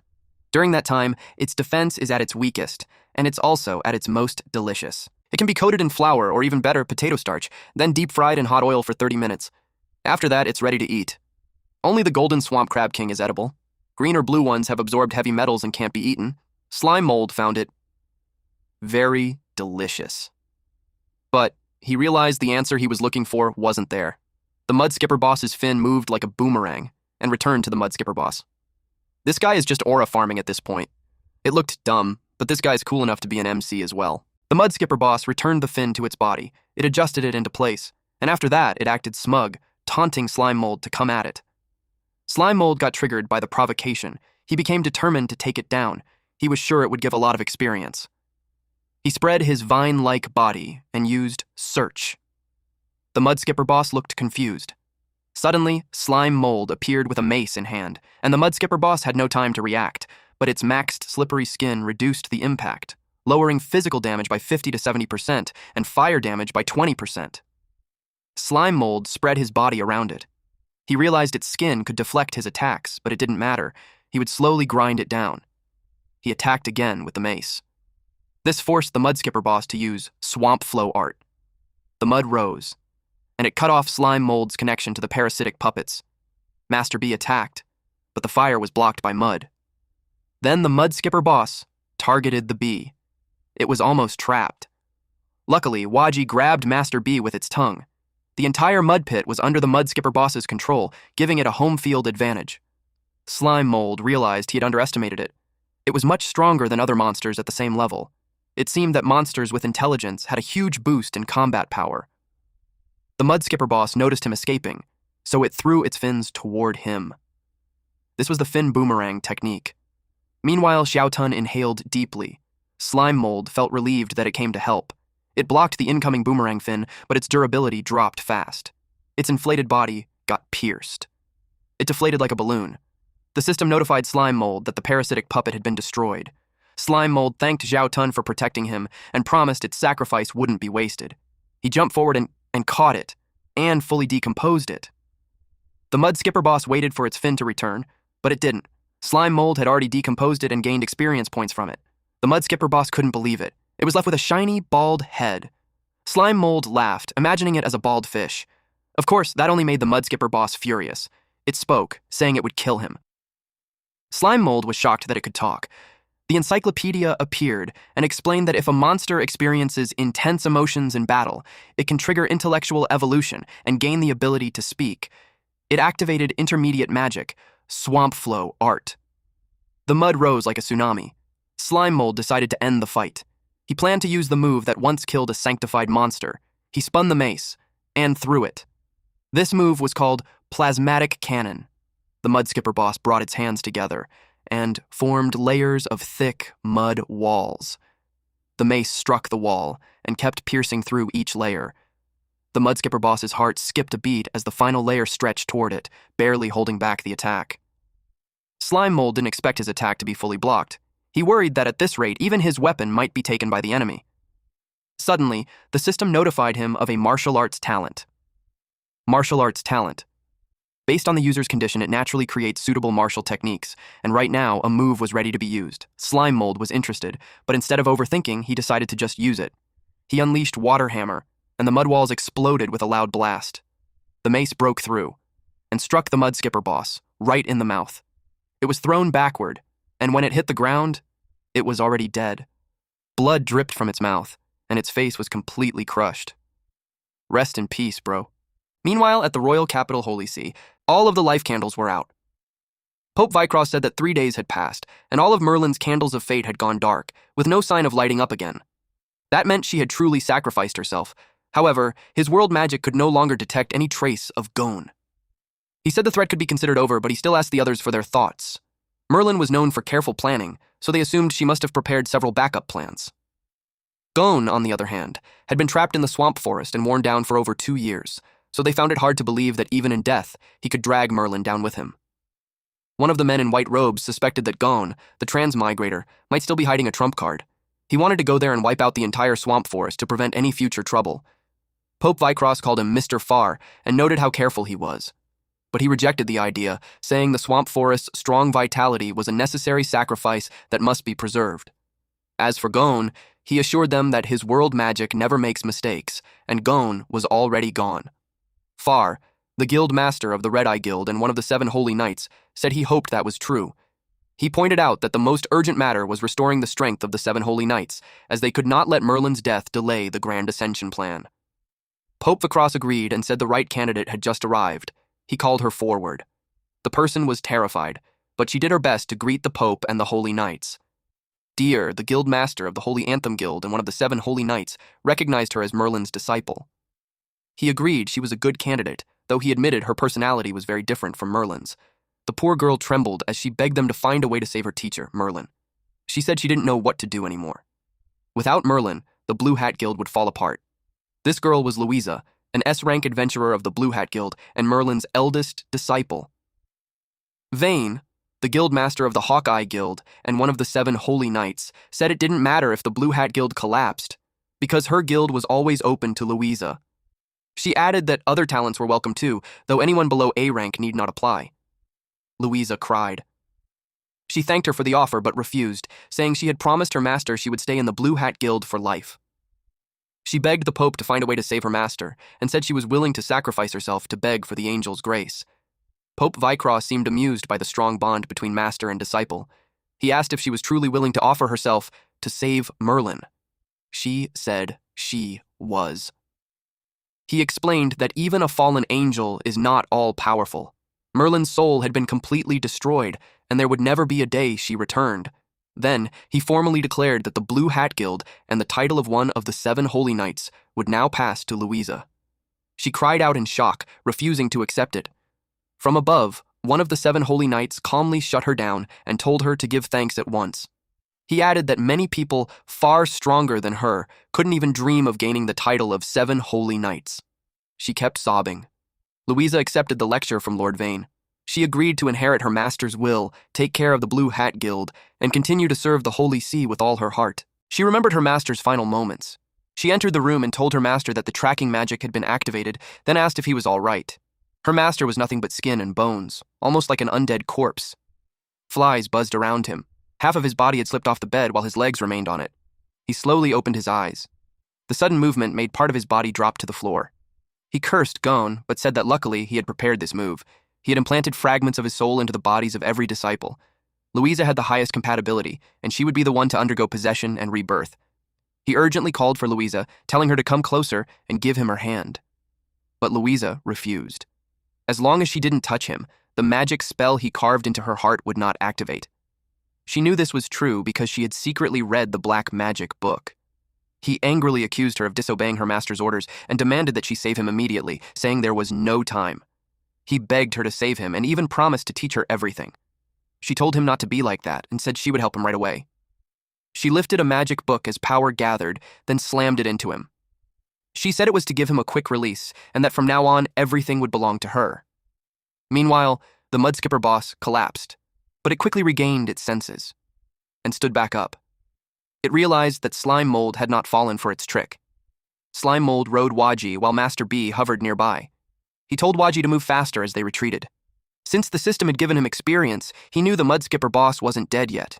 He chose to stay safe and escape instead. Suddenly, a loud explosion sounded behind him. It was the Mudskipper boss, charging forward through the mud, in rage. Slime Mold panicked as it started catching up. He pointed Waji in a different direction instead of trying to outrun it across the open mudflats. Waji rushed toward the mangroves. They went deeper inside. The Mudskipper boss searched for them. They hid behind a tree. Slime Mold's water hammer strike needed his body to stretch to the right distance before it could activate. He realized the enemy was smart and wouldn't fall for the same trick again. He also noted that its control over mud was troublesome, and with the terrain advantage, it would be hard to fight. Even though he wanted to defeat it, he chose not to take the risk.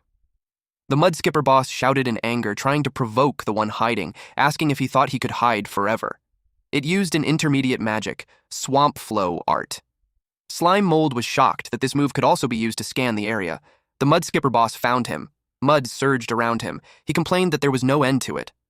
Slime Mold suddenly stretched out a long tendril and fired it forward at high speed. The tendril was caught by Master B. The other end was wrapped around Waji's tongue. Basically, Slime Mold turned himself into a rope to pull Waji out of the quicksand. It wasn't working. To his surprise, Waji let go. It was because parasitic puppets in automatic mode always choose the best solution for the main body. Waji slowly sank. He waved his one last goodbye. Rest in peace, Waji. Again, Slime Mold was caught off guard. Meanwhile, Master B grabbed him and flew away. Waji's sacrifice should not be wasted. The Mudskipper boss saw him and decided not to let him escape. It steadied itself and focused, gathering energy to cast an intermediate spell called Swamp Flow Art. Then, the ground suddenly rose, tearing across the trees at high speed. Slime Mold was annoyed that it was still chasing him. He told it to die already. He launched multiple chunks of his body with rocks like bullets. The barrage rained down rapidly. This technique was his cytoplasmic machine gun, but the Mudskipper boss created a mud wall to block it. It checked if it was over. Then it targeted the bee. Master B was hit on the side, causing it to lose that section along with 2 limbs. It held Slime Mold tightly. Slime Mold was shocked that it lifted him into the air and threw him far away. He glanced back at Master B, who gave him a thumbs up, before it was eaten by the Mudskipper boss. Slime Mold shed tears mid-air. Even if they were only puppets, they could not be replaced to him because they had formed a bond in battle. He vowed to always remember them. He spread out his body to land gracefully. While descending, he saw that the area was no longer a mudflat. He landed, assuming it would finally be safe. But the moment he touched the ground, his health points started dropping non-stop, making him jump and hide in the grass. He trembled as he noticed his health points were rapidly falling for no clear reason. The system analyzed the situation, explaining that the area had extremely high salinity, causing an osmotic pressure imbalance. Slime Mold was confused because he thought he had already adapted to it. The system clarified that, while the host adapted to the osmotic pressure of a high-moisture environment, the saline alkali land would continuously and endlessly drain the water from his body. Aside from the local vegetation, any creature, even bones, would be dried into powder. He now had no idea how he would leave the place. It realized the grass patches were too far apart, making it hard to jump from one to another. He was surprised when something crashed behind him. He saw that it was the Mudskipper boss. He couldn't believe it was still coming. He pointed out that it had already eaten a few of his underlings, and the Mudskipper boss also took out his puppets, so he suggested they were even now. He added that chasing him like this would annoy the readers. The Mudskipper yelled at him to cut the crap. It called him a disgusting yellow lump.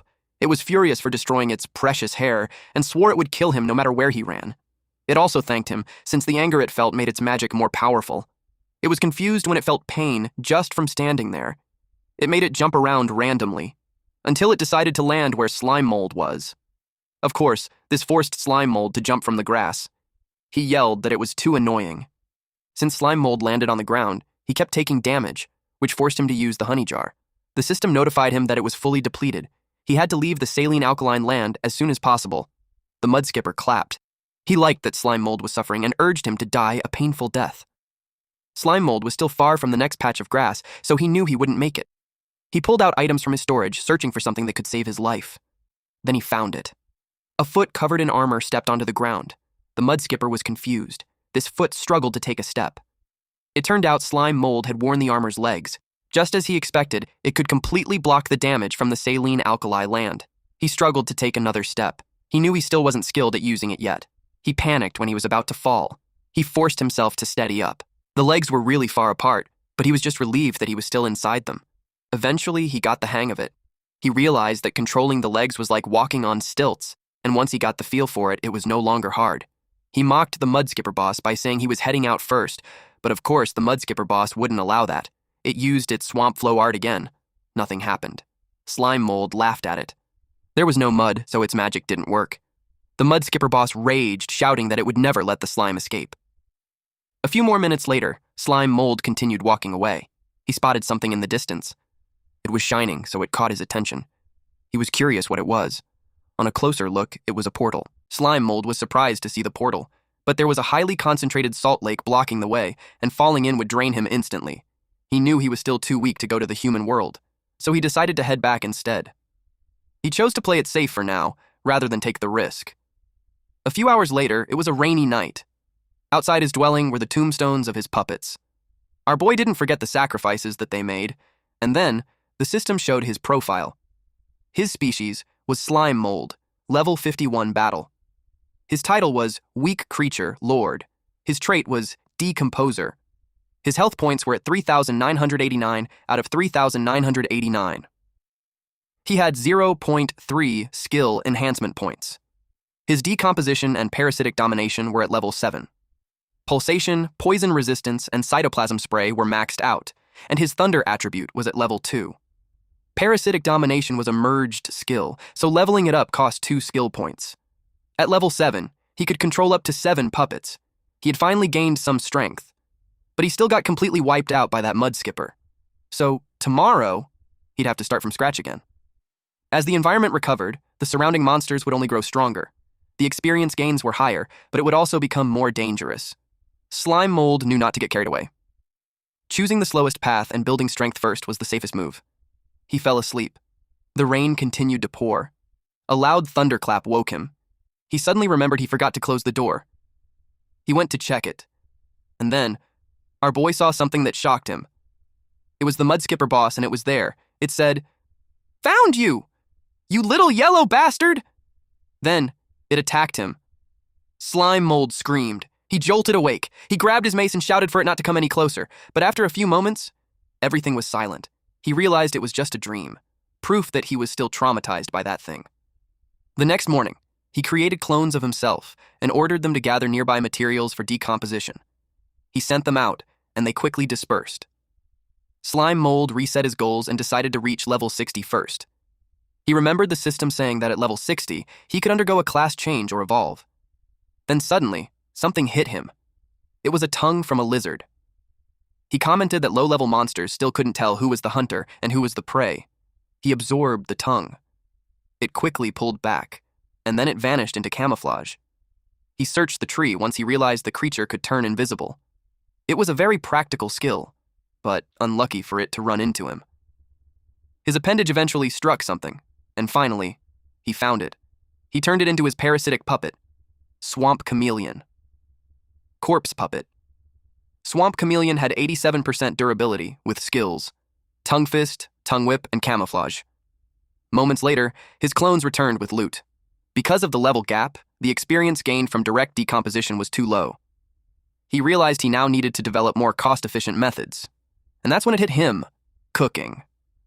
Ingredients processed through cooking not only increased their base experience yield, but also had a chance to trigger extra effects. He asked the system to check what dishes he could make with the ingredients.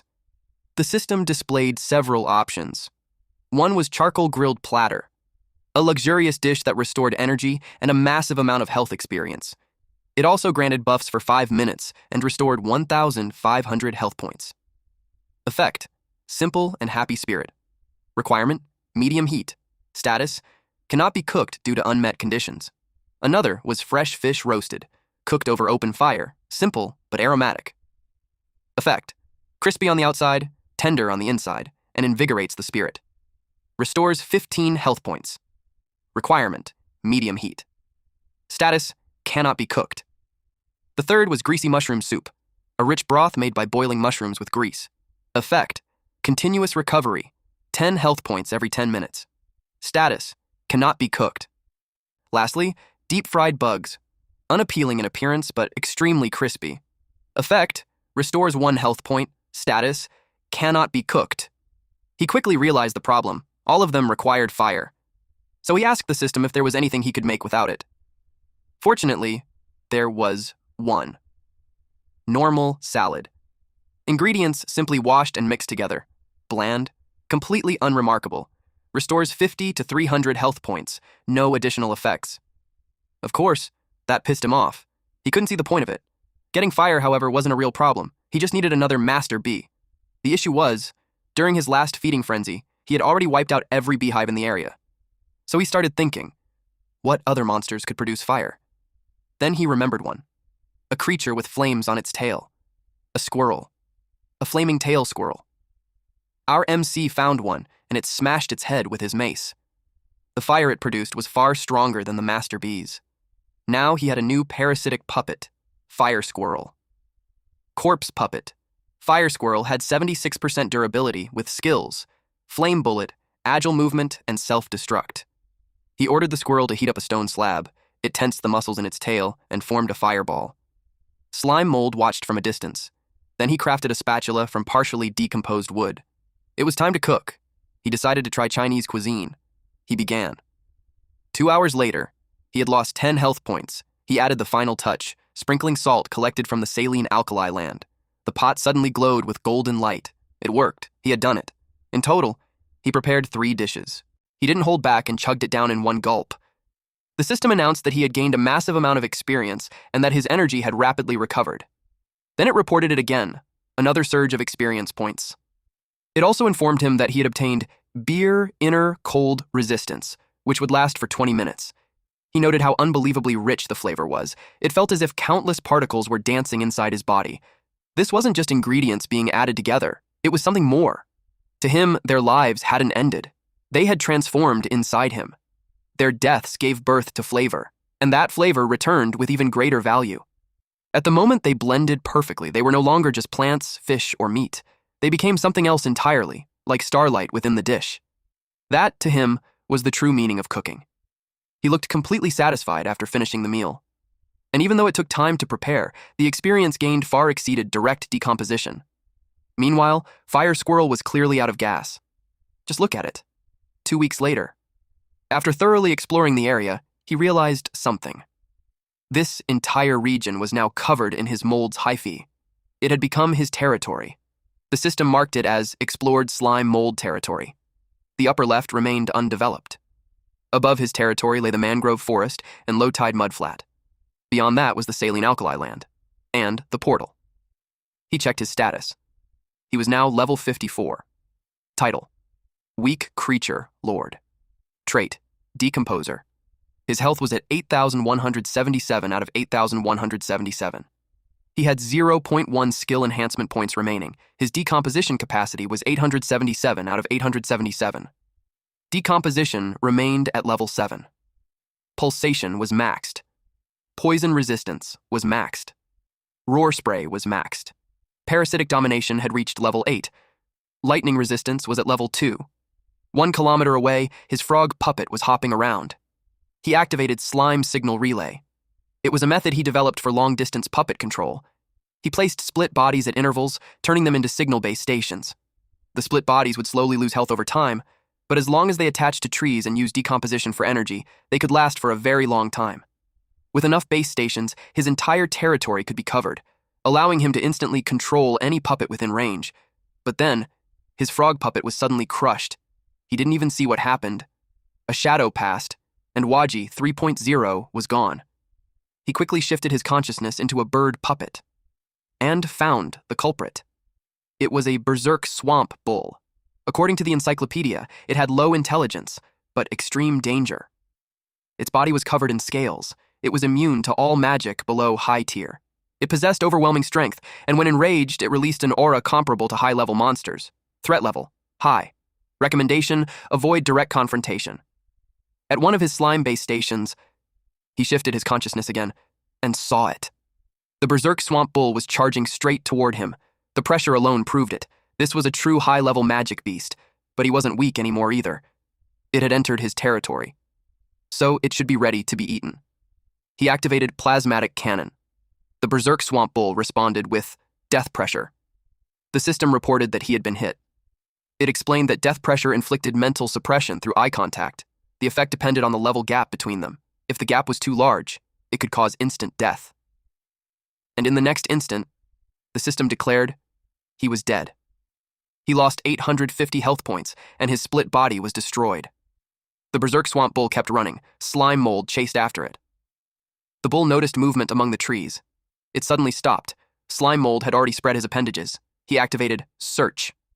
The berserk swamp bull stepped on one.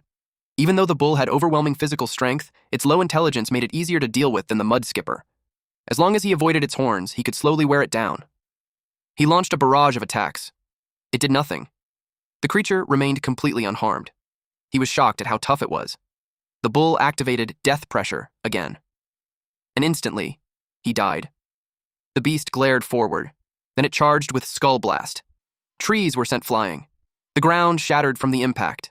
But it didn't realize slime mold was already hiding in the bushes. An appendage quietly latched onto the bull from behind. Right at its weakest point, he sealed it completely and clamped down hard. No matter how tough the armor was, there was always one place left exposed, not the most honorable method, but the most effective.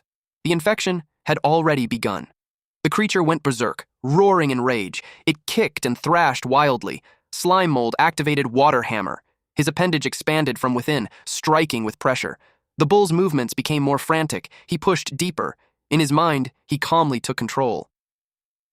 Like a surgeon beginning a precise operation. Dang, poor swamp bull. This is why you don't ever mess with slime mold. Slime mold flowed through the anal canal. Fortunately for him, the bull had probably emptied its bowels before coming here, so he didn't run into any unpleasant obstacles along the way. He eventually reached the stomach and found partially digested grass floating inside. Acid began pouring into the stomach. He quickly formed several spikes and pierced them into the fleshy wall to avoid getting dissolved. The bull-like creature's stomach rumbled violently. Then it suddenly coughed up blood. At that moment, slime mold decided to crawl out through the wound inside the stomach. He spread his body like creeping vines and began searching through the creature. He examined every organ carefully, until he finally found the heart. He raised the mace and activated his plasmatic cannon skill straight into it. The attack instantly brought the giant bull crashing to the ground. The system notified him that he had killed a high-level monster far above his current level, rewarding him with a huge amount of experience. More notifications followed. Continuous decomposition was still happening, meaning he kept earning experience over time. According to the tactile feedback coming from the mycelium spread across his territory, the puppet bull must have charged in from the unexplored region. One of its horns was broken. He wondered if it had snapped during a mating battle, or if it was damage left behind by an even more terrifying monster. Either way, the evolutionary level of the monsters inside the swamp forest had far exceeded his expectations. Why was this happening? Could there really be some massive mana source hidden deeper inside? Still, he knew there was no point overthinking it right now. First, he needed to survive today. That bull's hide was ridiculously tough. He could only begin decomposing the body from the inside. Eventually, the system announced that the decomposition had succeeded. Swamp bull meat was classified as a high-level ingredient, and swamp bull hide was considered a high-level forging material. He chuckled to himself. As expected of a high-level monster, simply decomposing it already gave an absurd amount of experience. Then another thought crossed his mind. If cooking the leftover meat gave bonus experience too, wouldn't that be even better? He thanked the bull's skull for the meal. Meanwhile, at the portal, a bright light suddenly flashed. Several silhouettes slowly appeared within it. Moments later, the group stepped through. One of them was Jim Koo, a B-rank adventurer from the Silverleaf Guild. The teleportation gate that had remained sealed for 2 whole years had finally reopened. It had been a long time since he last visited the swamp forest for a mission. The woman beside him immediately complained that the dump area was overflowing with bugs. If Jim hadn't begged her to join the party, she said she never would have come here in the first place. Meanwhile, 3 women activated light soar wings and flew straight into the sky. They informed the group that they would head out first. Jim clicked his tongue and complained that the mages from the Blue Hat Guild were playing way too dirty. A man nearby laughed and replied that it couldn't be helped. Flight magic was an exclusive advantage of the Blue Hat Guild after all. More adventurers continued emerging from the portal. Lena Short, a B-rank shadow stalker from the Grey Rock Guild, told everyone to stop chatting and focus on figuring out how they were supposed to cross the Death Salt Lake. She warned them that anyone who fell into it would instantly dry up like human jerky. Jim told her not to worry because aside from her, he had invited another excellent helper as well. Lena immediately challenged this so-called great helper to show them what she could do. Her name was Shyoxi Green, a B-rank adventurer from the Silverleaf Guild. She shyly introduced herself and explained that she had only recently joined the guild as a rookie. She activated Flash Freeze. In an instant, a frozen path stretched across the swamp. One person scoffed that the level of magic was still inferior compared to the lapdogs from the Blue Hat Guild. Without hesitation, 2 men excitedly stepped onto the icy trail. Both of them had enhanced their boots for speed, and the frozen path gave them a massive boost. They loudly declared that they would be the first to gather enough life energy and claim the bounty reward. Shyoxi looked worried that they had already gotten a huge head start, but Jim calmly assured her it was fine. In his opinion, those 2 looked like inexperienced rookies who probably had no idea how dangerous the swamp forest really was. The 2 adventurers continued rushing forward at full speed. Then suddenly, massive monsters burst out from the swamp and swallowed them whole. Lena immediately asked what those creatures were. Meanwhile, Shyoxi trembled in fear. One adventurer observed that the creature must have absorbed the overflowing magic leaking from the portal, causing it to evolve into a three-headed form in an extremely short amount of time. It was a three-headed swamp snake, a high-level monster. And even worse, it was a Lord-class monster. Jim's expression immediately turned serious. He ordered everyone to listen carefully to his commands. Meanwhile, the swamp snake hatchling had finished roasting. It came out crispy on the outside and tender on the inside. A fresh, savory swamp aroma burst out with every bite. The system explained its effects. When consumed, it restores 400 health points and increases movement speed in swamp environments by 15% for 30 minutes. Slime Mold immediately ate it, but it was way too hot. As a result, his health points dropped by 40. Even Slime Mold wasn't immune to burning his mouth, apparently. After eating, he remembered it was finally time to deal with the silkworm armor. With the defense boost from the armor, he believed he would stand a much better chance against high-level monsters. After all, he couldn't rely on anal gouging strategies every single time. His meal was done. Now it was time for business. He leapt away. The system notified him that during the forging process, his consciousness would temporarily enter the slime mold space, leaving his main body exposed and vulnerable. Still, Slime Mold believed it would be fine. He already had mycelium early warning systems spread throughout the territory, and several parasitic puppets were guarding the area as well. With that, he entered the space. But the moment he arrived inside the slime mold space, he froze in surprise. The system instructed him to insert the forging materials. Thanks to the forging skill obtained from Gon, combined with his own decomposition abilities, he could now forge equipment directly inside the space without needing any external tools. He took out the armor. Then, after preparing all the materials, he confirmed the process. The system immediately issued a warning. If forging failed, every single material would disappear permanently. Still, the armor's durability had already dropped to 0 anyway, so even if it failed, there was nothing worth regretting. He pressed confirm, and the forging process began. The materials slowly merged together. Then suddenly, a bright light burst out. Slime Mold was caught off guard. A massive metal hand suddenly came out from him. Eventually, the entire armor was finally completed. The system announced that forging had succeeded. He had obtained Shield Force Armor Trash. Slime Mold was relieved that it worked. This armor could absorb the vast majority of physical damage, while also reducing the effects and damage of intermediate and lower-tier magic by 35%. Without hesitation, he entered the armor. He reshaped his body to match its internal structure, then he spread himself throughout the entire suit, completely filling it from the inside. It felt like operating a command center, a slime mold squadron. At the center was his main consciousness. Meanwhile, the remaining split bodies were assigned as separate units. Left hand, left foot, right hand, right foot. The armor slowly stood up, towering at 17 meters tall. The old armor had originally been 19 meters, so he guessed some material lost during the repair process must have slightly reduced the final size. Still, that hardly mattered. Since he didn't actually possess a human body inside the armor anyway, using domination on 5 split bodies to directly operate the suit was far easier than before. Then he decided to test it. He activated Cytoplasmic Fist. The armor's arm suddenly stretched outward at incredible speed and slammed into a nearby tree. A huge dent instantly formed on the trunk. Slime Mold was satisfied. Both the accuracy and destructive power were excellent. He recalled the arm back into place. Everything was improving. The house was bigger. The equipment was stronger. Things were finally starting to feel good for once. Then suddenly, the armor's left arm fell right off. He quickly realized the problem. Getting overly excited caused him to lose control over the consciousness of the split bodies. At the same time, he remembered that his parasitic domination skill was only level 7, meaning he could control a maximum of 7 puppets at once. But operating the armor alone already consumed 5 consciousness bodies. That meant while using the armor's parasitic mode, he could only control 2 additional parasitic puppets at the same time. Still, different puppet combinations could create entirely different tactical styles. Slime Mold realized he would need time to properly study and practice combat testing. If he could develop highly efficient tactical combinations, he would be able to react much faster in future battles. So he immediately decided to begin testing. Later on, a bird and a chameleon appeared beside him, but after looking at them, he couldn't help noticing how unbelievably weak these parasitic puppets looked compared to the giant armor. Meanwhile, the 3-headed swamp snake had finally fallen.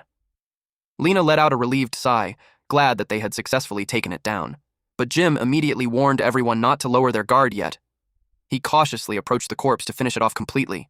Then suddenly, a strange sound came from inside the monster's mouth. Moments later, a man wearing sunglasses crawled out from between the snake's jaws. He casually told Jim there was no need to finish it off because the creature was already completely dead. This man was Bacchus, an A-rank adventurer from the Holy Anthem Guild. As everyone watched in shock, Bacchus's damaged hand began regenerating. The flesh rapidly reformed, and within moments it had completely healed. Jim stared at him in disbelief. He genuinely thought Bacchus had been eaten alive by the monster. Bacchus immediately scolded them. According to him, people from small guilds were way too full of themselves. They had no experience fighting a three-headed swamp snake, yet they still recklessly took command of the situation. He pointed out that everyone could have died because of Jim's arrogance. Jim simply lowered his head and apologized. Bacchus then slowly raised his fist. Jim instinctively thought he was about to get punched, but instead, Bacchus was only handing him several recovery potions to restore his status. Bacchus then reminded everyone that if they encountered high-level monsters deeper inside the swamp forest, they should never try to fight head-on. Running away should always be the first option. He told them he hoped everyone would survive and safely return to the royal capital together. Hearing that, Jim realized that Uncle Bacchus only looked terrifying on the outside. In reality, he was surprisingly kind. Lena nodded in agreement and said he was absolutely right. At the end of the day, staying alive was what mattered most. Meanwhile, Sheoxi commented that the potions produced by the Holy Anthem Guild really were amazing. After drinking one, her entire body immediately felt full of energy. Bacchus, however, simply complained that the guildmaster had been overthinking things. In his opinion, personally sending him out for such a simple mission was completely unnecessary. Then, he activated Soul Collection. A white magic circle suddenly appeared beneath the corpse of the three-headed swamp snake. Moments later, the giant corpse vanished entirely. Bacchus frowned afterward and muttered to himself. He wondered why they couldn't simply use humans directly as sacrifices for the life candle materials instead. According to him, using monsters like this was far too troublesome. 3 armors moved around. The system notified him that martial arts talent had been automatically adapted. The armor shattered a tree with its mace. Slime Mold remarked that a human body was truly convenient. He had casually swung his weapon, yet it unleashed the power of a plasmatic cannon. He was already that powerful with just martial arts talent, so he could not even imagine how formidable Gon would become. He had basically adapted to operating the armor. Next, he only needed to expand into the unexplored area or head to the royal capital through the portal. He wondered if he was strong enough. If he was discovered, he would definitely be captured and dissected for research, and he had no intention of becoming a sacrifice. On the other hand, if he did not stop the church's plan soon, the world would be sacrificed, and he would not be able to escape it either. Suddenly, he sensed something through the network he had spread. The pressure made him wonder what was invading his territory. Lena reminded Jim about what he had said earlier, that he was familiar with the area. She stated that walking there felt strange. Jim replied that when he used to adventure with the captain's party, the captain taught him that going in that direction was the safest. However, in his memory, the ground had not been covered in so much yellow slime back then. But she noticed that it was not just on the ground, it was on the trees too. She wondered what exactly the yellow slime was. Jim did not know either. After all, the place had changed a lot since they were last there. He suspected that some kind of ecological change must have occurred.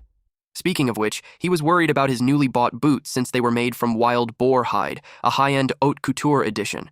Suddenly, swamp leeches jumped at them. Lena used Swift Kill and eliminated them instantly while grumbling that they were disgusting. They did not notice the blade-legged centipede behind them. It suddenly leaped onto one of their teammates. Its legs dug into his neck, and in the blink of an eye, his head flew off. The man who witnessed it panicked and screamed that they were going to die. The blade-legged centipedes jumped at them, and they could not believe there were so many. They recognized the creatures and knew they were the most troublesome monsters in the area. Jim warned them not to let the centipedes crawl into their bodies. Another person warned that their carapaces were extremely hard and that ordinary attacks could not kill them. Lena called out to Sheoxi since she was only standing there frozen while they struggled. She told her to hurry up and help. She kept screaming that they were too disgusting. Jim told everyone to calm down. He used magic sword art Holy Flame Pure Land.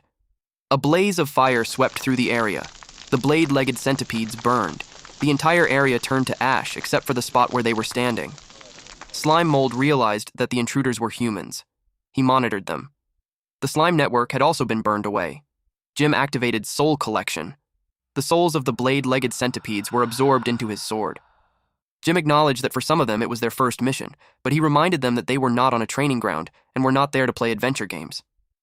He emphasized the reality that a single tiny mistake could cost them their lives. He shared that the soul quality of those low-ranking monsters was poor. They still needed to hunt higher-level and more dangerous monsters, and he told them that if they did not want to die, they had to maintain a sense of caution. Funnily enough, after his grand speech, a frog kicked him in the face. Then it jumped away. He was completely stunned. When the frog landed on the ground, it taunted him even more. He could not believe that a stinking swamp frog dared to kick him in the face. He vowed to kill it. Lena reminded him that he had just told everyone to stay calm. He used Fire Slash, but the frog dodged it. The frog was Slime Mold's puppet, and he used it to test the strength of those humans. He used Tongue Fist, causing the frog's tongue to slap Jim across the cheek. This only made Jim even angrier. He cursed at it and swore that he would kill it. Lena chased after him and called him an idiot. She reminded him not to let it get under his skin. Shoxy called out to them. Slime Mold's spider puppet watched the humans from a tree. Then it released a cluster of eggs, and their contents scattered everywhere. The humans were caught in the sticky liquid. One man complained that he could not move. He warned everyone that no matter what happened, they must not fall down. Xiaoxi recognized the spider silk of a jungle demon spider. She was about to use her ice magic, but a tongue wrapped around her staff. She was shocked that her staff had been snatched away. A chameleon had taken it, and Xiaoxi slipped and fell. Meanwhile, Jim continued chasing the frog. Suddenly, a mace flew toward him. Jim blocked it with his sword. Slime Mold pulled the mace back, and his body began to bubble. Jim looked disgusted. He could not believe that those yellow sticky blobs were monsters, and they even knew how to use weapons. He yelled at his squad to prepare for battle. It looked like an amorphous aggregate species similar to a slime. He ordered them to enchant their weapons with magic. But then, out of nowhere, a knight jumped down and told them to be careful, and he punched the slime. He told them that these yellow monsters could devour magic to become stronger. Since they could only consume magic, they could only use physical attacks. He asked if anyone was hurt. Lena looked at the yellow slimes with concern and noticed that they seemed to be getting angry. She told Jim about it. Jim told her not to be afraid since he could still use his holy flame 2 more times. The knight screamed, "Retreat!" and the web of slimes moved. The group was surprised that they actually retreated. The armored knight asked the group if they could understand what he was saying. Jim asked what he meant and demanded to know who he was. Slime Mold realized that they could really understand what he was saying. He was delighted that he could finally communicate with beings from another world. He had the encyclopedia. It had synced with him through Gon's system and contained the languages of that world. Because of his slime body's flexibility, he was able to simulate the structure of vocal cords. As a result, he could speak. Slime Mold also learned that by slightly adjusting the shape of his simulated vocal cords, he could produce different voices. He could imitate a mature woman, a domineering CEO, a little boy, and a little girl. Lena became wary of him as she pointed out that the portal to the swamp forest had only recently opened and that they were the first group to enter. She asked which guild he belonged to. Slime Mold hesitated before saying that he was from the 100-style guild. He explained that he had accepted a secret mission to clear out the yellow slimes in the area. Internally, he knew this question was beyond his knowledge because he only knew about Gon's 100-style guild and the unnamed Hat Guild that had hunted Gon before. The woman's expression turned cold. She informed him that the 100-style guild had already betrayed the royal capital. The church had ordered that anyone claiming to be from the 100-style guild was a cultist. She attacked him with swift kill. Slime Mold ducked to avoid the attack. He was shocked by what he had just heard. She continued trying to slash him, but he dodged every strike. He threw his mace at her and yelled for her to stop. She observed that despite wearing a warrior's equipment, his body was incredibly soft and agile. Even her swift kill could not land a single hit. Jim stated that after that bastard Gon made a contract with a demon, they had become nothing more than the scum of the human race. Slime Mold was confused by what he was talking about. Slime Mold protested that he had just helped them drive away the yellow slimes. Instead of receiving thanks, he pointed out how unreasonable it was that they were trying to kill him. Jim was shocked when Slime Mold blocked his full-powered slash with one hand, even though his sword had been forged by a master craftsman. He was slammed into a tree when Slime Mold used a plasmatic cannon. Slime Mold was amazed by martial arts talent. In his armored state, he could easily use a plasmatic cannon with one hand. Lena wrapped her legs around his neck and unleashed Shadow Kill. She stabbed him in the eye while telling him to die for hurting Jim. Jim told her to stop. He said they might be able to get him more information about the other cultists from him, so he wanted to keep him alive. Lena sighed and explained that seeing Jim get hurt had made her so angry that she had accidentally killed him. Jim blushed and asked why she was suddenly so worried about him. Lena became flustered and denied it. She insisted that she had misspoken. He knew she still liked him. He claimed that she had rejected him before and had no choice but to leave the Silverleaf Guild because her master had forced her to. She recalled her master's words, that to become an outstanding assassin, one had to abandon all emotions. Jim asked if she would be willing to leave the royal capital with him after they saved enough money. He suggested giving up their identities as adventurers and living normal lives instead. Lena stuttered as she admitted that if she could stay with him forever, she would be willing to do it. Slime Mold was annoyed that they were already treating him as if he were dead. However, he realized that the guild founded by Gon had been branded as a demonic cult. The church had completely brainwashed these people. He suddenly grabbed her, and she stared at him in shock. He threw her into the air. Lena was dumbfounded when she realized that his suit had been pierced, yet he was still alive. Slime Mold told them that since they could not talk things out peacefully, he had decided to beat them up first. Jim asked Lena if she was all right. Lena assured him that she was fine. She told him that the opponent had probably gained the power of a demon as well. Slime Mold yelled that they had all been completely deceived by the church. Internally, he thought that based on everything he had learned so far, he already possessed considerable strength. Dealing with ordinary human adventurers was not a problem for him. Jim dismissed his words as nonsense. He declared that this time, he would seriously eliminate him. He activated Holy Flame to obliterate all evil. Slime Mold sighed as he pulled the daggers from his eyes. He admitted that he had originally not wanted to kill them. He warned them not to force him into becoming the villain. The system notified him that the martial arts talent, Raider, had been activated. Meanwhile, some people electrocuted the mud skippers. 3 girls had done it, and the lead mage used Soul Collection. The brown-haired woman informed Fei Fei, a B-rank adventurer of the Blue Hat Guild, that there was an abnormal magical signature coming from the left. Fei Fei stated that after killing so many mud skippers, the leader had finally come out. It splashed mud, then it leaped out. It looked like the one that our MC fought last time. But this guy still has its fin, so it's not the same mud skipper. At this point, I really don't want to see this monster's face ever again. But then, a young woman named Anita, Merlin's last disciple and a C-rank adventurer of the Blue Hat Guild, stepped forward to cast wind magic. Anita gathered her energy. But before she could finish casting her spell, the mud skipper struck her head and broke her neck. With her neck snapped, she died instantly. Fei Fei yelled at everyone not to freeze up and to counterattack immediately. She began preparing an intermediate lightning spell. Lightning struck the mud. She cursed under her breath. She realized that the creature had incredible mana perception and moved extremely fast through the mud. The brown-haired woman replied that the mud skipper tribe had always believed that 2 tigers could not share one mountain. She could not understand how 2 leaders had appeared. Fei Fei, growing irritated, replied that it did not matter how many leaders there were because the Warringters thought they were still nothing more than low-level monsters. She told Luoluo, the brown-haired woman, to keep the other one occupied while she gathered mana to blast the mud skippers. The mud skipper sensed the attack and created a wall of mud to defend itself. The energy still traveled through its body. Fei Fei clicked her tongue.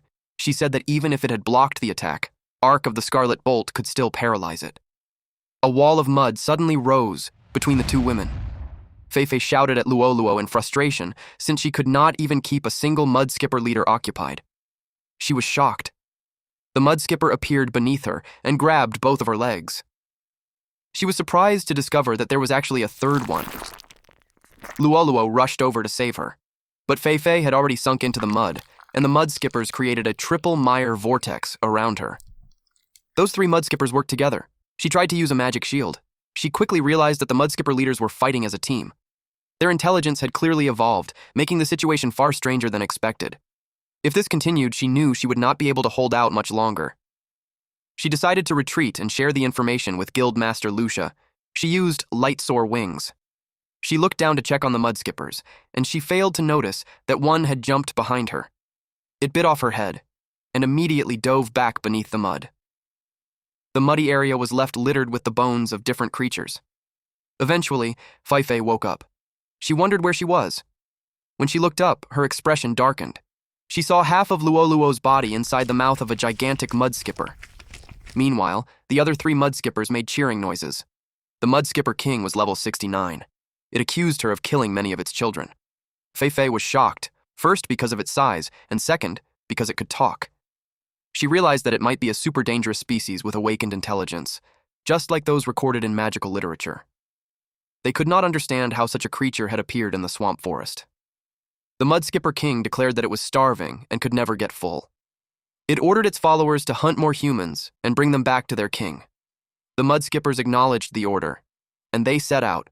And if we look closely, this guy right here was our powerful villain last time. Just look at that shiny head. God damn! Anyway, the Mud Skipper King asked Feifei if she had seen a yellow monster. Feifei tried to escape. She did not answer, so it asked if she could not understand human speech. Feifei weakly muttered, "Help." The Mud Skipper King simply crushed her to death. Then it ate her. It muttered that the more it thought about it, the angrier it became. It stated that the heavy rain had saved its life. It continued to express its anger. Suddenly, its body started glowing. The light passed through the holes in the mud and shot into the sky. Did Mud Skipper Boss just evolve? At the same time, Bacchus, who was on the other side of the forest, noticed it. He sensed a powerful aura of evolution. He knew that the source was worth investigating. But before that, he had to deal with the 2 cockatrices first. The bird heads tried to devour him at the same time, but he leaped away. The serpent heads watched him. One of them moved and bit his leg. His reaction remained calm. He cut off the snakehead. His leg turned to stone. He quickly realized that it had petrifying venom. The red bird head unleashed pseudo-dragon breath, while the other used stone splash. Their attacks combined. Bacchus wondered why the monsters in the area felt far more troublesome than before. The attack spread out as it struck a defensive barrier. He knew that based on the initial assessment, after the original Lord of the Swamp Forest, the 9-headed Dragon King Kidoyalawa, fell, its origin soul power had been evenly distributed among all the monsters in the region. The cockatrices watched him. His arms transformed into stone shields, protecting him from the attack. But this time, he had to get serious. Back to our MC. Slime Mold noticed the powerful evolution light coming from the direction of the mudflats. He wondered what had happened over there. He considered taking a look, but he quickly discarded the idea since he had already developed a trauma toward that place. Jim and Lena were injured and tied up. Jim cursed at him and threatened that the Silverleaf Pavilion Guild would hunt him to the ends of the earth if anything happened to them. Lena realized they had been tricked. When she first saw him using a hammer, she had assumed he was nothing more than a clumsy warrior. She never expected his shadow kill to be so powerful. To her shock, it was exactly the same technique her master had taught her. Then, everything started to make sense. Her master had once learned from Gon, the guild master of the 100-style guild. No one else knew that except her. Since the knight came from the 100-style guild, it was not surprising that he knew the same techniques. Even so, she found it unbelievable that he could dual class as both a warrior and a raider. It was simply too ridiculous. Slime Mold admitted that he had not planned to hurt them in the beginning, but now his plans were a mess. He repeated himself once again. He insisted that Gon was not a traitor to humanity.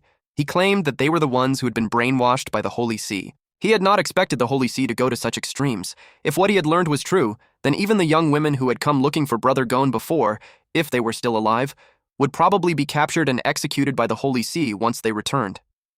He frowned as he thought about his situation. His original plan had been to use the identity of the 100-style guild to gather information. Instead, he had discovered that the Holy See had already declared the 100-style guild public enemies. Now that his identity had been exposed, they would see him as no different from a wanted criminal.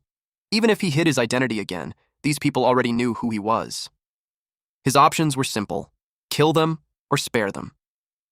As he thought about the villain route, he realized that silencing them would not only allow him to hide his identity again, but by decomposing their corpses, he could also gain a massive amount of experience. It would be far more efficient than constantly wandering through the wilderness. But once he crossed that line, there would be no turning back. It would mean completely abandoning his humanity. He reminded himself that he needed to become stronger by any means necessary, Only then could he destroy the Holy See and stop their plan to sacrifice all life. Still, he hesitated. Even though he had transmigrated into this world, these were not characters in a game. They were living people, even if they had been brainwashed by the Holy See. On the other hand, if he did not kill them, he would have to let them go. He believed that love and truth were eternal and unchanging. As long as he acted with goodwill, he believed they would eventually understand. By choosing this path, he could hold on to the bottom line of what it meant to be human. Although he had already grown used to his skeleton identity, his soul had always been human. If he constantly thought about killing people and treated reality like a game, then his 9 years of compulsory education before transmigrating into this world would mean nothing. He stood at a crossroads. To kill or not to kill, that was the question. He let out an annoyed sigh. Killing people and decomposing their corpses would indeed make him stronger much faster. However, after inheriting Gon's will, he knew he should not kill indiscriminately.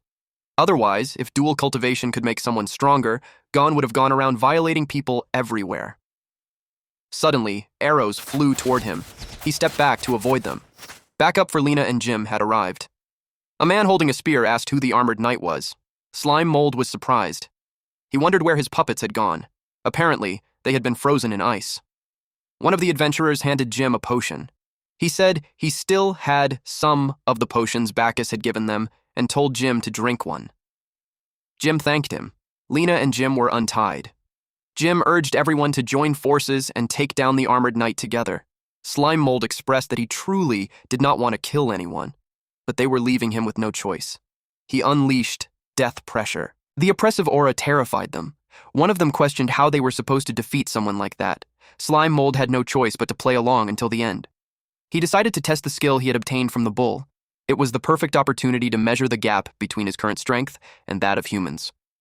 The other adventurers immediately turned and ran. Jim was shocked. He asked if they were really running away like that. Sheoxi asked what they should do now. Jim clicked his tongue. He said it did not matter even if they stayed since they would not be much help anyway. He would take the front, while Lena looked for an opportunity to launch a sneak attack. Sheoxi was to find the right moment to cast her magic. Lena was surprised that he was trying to look cool when the enemy's strength was clearly far beyond theirs. She urged Jim to run. Suddenly, he grabbed Sheoxi. He told her not to space out and to keep up with them. Lena felt jealous. Meanwhile, Slime Mold was surprised that they were running away. He panicked because he had not even decided what to do with them yet. If they escaped, news of his identity would reach the royal capital, and things would only get worse. He was annoyed that his morals kept holding him back. He chased after them while shouting for them to stop so they could have a proper conversation. Jim panicked when he realized they were being chased. Suddenly, a loud sound echoed throughout the forest. Bacchus could not believe that a mere intermediate magic beast had become that strong. He was astonished by the changes in the swamp forest. The red cockatrice tried to kick him. His arms grew larger as he activated partial sanctified fall at 70%. When he struck the cockatrice with his technique, Holy Hammer, half of its body exploded. The other cockatrice sneaked behind him. He immediately turned around. It used Stare. Its eyes were reflected in Bacchus's sunglasses. It was terrified and immediately ran away. He realized that the Earth attribute Snake Secretary Bird's Stare also carried a petrification effect. His body had turned to stone except for his head. He strengthened his muscles and broke free. The antibodies inside his body were already enough to cure the effect. He did not even need to drink a potion. The Snake Secretary Bird kept running. But Bacchus suddenly appeared behind it. With both hands, he crushed its head to death. Then he threw the headless body away. After that, he used Soul Collection. Just then, someone called out to him. He asked why they had come back. The adventurers reported to Senior Bacchus that the monsters ahead seemed to be coordinating their attacks. More importantly, a mysterious man in armor was also there. Just looking at him made them shudder. They admitted they were no match for him at all. Bacchus asked why they had come back. He questioned whether losing meant they could simply run away. The adventurers trembled in fear. They explained that the mission had already gone far beyond their expectations. They were willing to pay the penalty for breaking their contract with the Holy Anthem Guild. Bacchus told them it was fine and instructed them to leave. He added that they had already paid the penalty. One of the men asked when that happened. Bacchus told them it happened when they drank his potion. He snapped his fingers, activating the potion in their bloodstreams. The adventurers screamed in agony as blood poured from their mouths and eyes. Then, Bacchus collected their souls. Bacchus observed that while their strength was lacking, the quality of their souls was still far better than those of low-intelligence monsters. Meanwhile, someone activated an ice crystal portal. Jim, Shioxi, and Lena passed through it. They had teleported 3 times, so they believed their enemy could no longer find them, but Slime Mold still found them. As long as they remained within his mycelium range, escape was impossible. Still, he wanted to make one final attempt to communicate with them. He hoped they would cooperate willingly this time. The armored man appeared. Lena panicked. She couldn't believe he could accurately track their position every single time. Hyoxi used Ice Gatling. Slime Mold realized that although it was magic, once a normal spell was cast, it eventually became a purely physical attack. Because of that, his clothes could block it completely. Shioxi panicked when she saw that her attack had no effect on him at all. Meanwhile, Lena activated the leaf her master had given her. It was said to contain the aura of an ultra-high-tier earth gem. Once activated, it could block out the sky and sun, sealing the target inside. At the same time, the leaf was also a token of love from her master. Although it was extremely precious, Lena used it only in situations like this. The leaf landed on the armor's forehead. Suddenly, Slime Mold received a notification that his health points were continuously decreasing. The encyclopedia revealed that this was the ultra-high-tier effect of the Earth Gem. One of the Earth Gem's main attributes was granting vitality to plants, so the leaf kept multiplying and absorbed Jim's life force as nutrients. It recommended using fire magic to burn it away completely. Slime Mold was stunned. He cursed because there was no way he knew fire magic. But then, he suddenly unleashed Fireball. The leaves covering him were burned away. The ice magic from earlier gave Slime Mold a new idea. If magic could transform into matter, then matter could also transform into magic. He realized that the parasitic puppet could serve as the medium for that transformation. He injected cytoplasm into a puppet, allowing it to release magic. Following that logic, as long as he captured a parasitic puppet capable of using high-tier magic, he should theoretically be able to cast any spell he wanted. He noticed that they had run away. Luckily, he accidentally stepped on a slime. His priority was capturing them first. He decided not to overthink it and simply used the Slime Mold's main body to take action. He emerged from the armor. Then, he began spreading his body. But he suddenly stopped. The tactile feedback from his mycelium had suddenly disappeared in that location. It ended at the edge of an area he had never explored before. Our MC wondered why he had never gone there. Every time his mycelium spread into that region, it quickly underwent apoptosis. As a slime mold, his instincts warned him that something extremely dangerous lay ahead. He wondered if he should just forget about it. In the end, he decided to take things slow and steady instead. Meanwhile, Jim remarked that the swamp forest had completely changed compared to 2 years ago. Lena agreed. It used to be a popular training ground for beginners, but under the current circumstances, they would need an A-rank adventurer to lead the team. Jim suggested that they rest for a while. Thanks to Lena's noble phantom ceiling, they believed they had finally shaken off their pursuer. Lena sighed and complained that it was the silver leaf her master had given her. It was not only a powerful sealing tool, but also something with great sentimental value. Suddenly, she felt something drip onto her head. When they looked up, they were terrified by what they saw. It was a massive worm with several tentacles around its mouth. She warned everyone not to move because it was a giant earthworm. Since it had no eyes, it located its targets through vibrations. But Jim noticed something strange. A giant earthworm was usually only 3 or 4 meters long. They couldn't understand how this one had grown to such an enormous size. Someone used holy hammer on it, and green blood sprayed everywhere. The group immediately closed their eyes and turned away. The one who defeated it was Bacchus. He asked the 3 if they were trying to run away. Jim was relieved to see Senior Bacchus. He quickly explained that they had been attacked by a mysterious man in armor. Before he could finish, Bacchus coldly demanded that he answer his question. Jim was taken aback. Bacchus asked if they had been planning to run away. He urged them to tell the truth. Jim immediately denied it. He insisted that their earlier retreat was only due to carelessness. As long as they came up with a new battle plan, they would definitely win next time. He added that, with Senior Bacchus there, they had nothing to fear. Bacchus simply acknowledged his answer. He snapped his fingers. Jim exclaimed that his fatigue was rapidly disappearing, while his magic power was quickly recovering. Lena was confused because the effects of their potion should have expired long ago. Bacchus explained that the drink he had given them was a special potion developed by the Holy Anthem Guild. It activated their own life energy, producing a 2-stage effect. Jim admitted that he didn't fully understand it, but he found it amazing. He urged Bacchus to hurry and capture the mysterious man, believing him to be a remnant of Gon's traitorous guild. Bacchus replied that there was no need. He knew that a year ago, 3 adventurers who remained loyal to Gon had applied to enter the swamp forest in search of his whereabouts. At the time, the church had not yet fully condemned the 100 Martial Guild, so they approved the request. Bacchus declared that collecting enough life energy for the professor was their highest priority on this expedition. He believed the mysterious armored man was probably one of the 3 adventurers who had remained loyal to Gon. In his eyes, they had always been third-rate individuals. Even if they had grown stronger over the past 2 years, they would at most have the strength of an A-rank adventurer, which was nothing to worry about. He warned everyone that the path ahead would be far more dangerous and told them to stay close to him. The group was delighted, saying that was exactly what they had hoped for. Lena, however, worried about the others who had been separated from them. She feared they might have also been attacked by the armored man. Jim told her not to worry. He reminded her that their magic communicators were cut off. Since they had managed to lure the armored man away for so long, he assumed the others had probably already taken the chance to return to the royal capital. They quietly followed Bacchus. They were shocked when the ground began to shake. Jim thought it was an earthquake, but Bacchus told him that wasn't the case. They had simply arrived at the location. It was the place with the richest life energy in the entire swamp forest. The sea was filled with monsters fighting across its surface. It was a battle between different species. Flying creatures, sea creatures, and insects of all sizes and shapes clashed together. Every one of them looked fierce.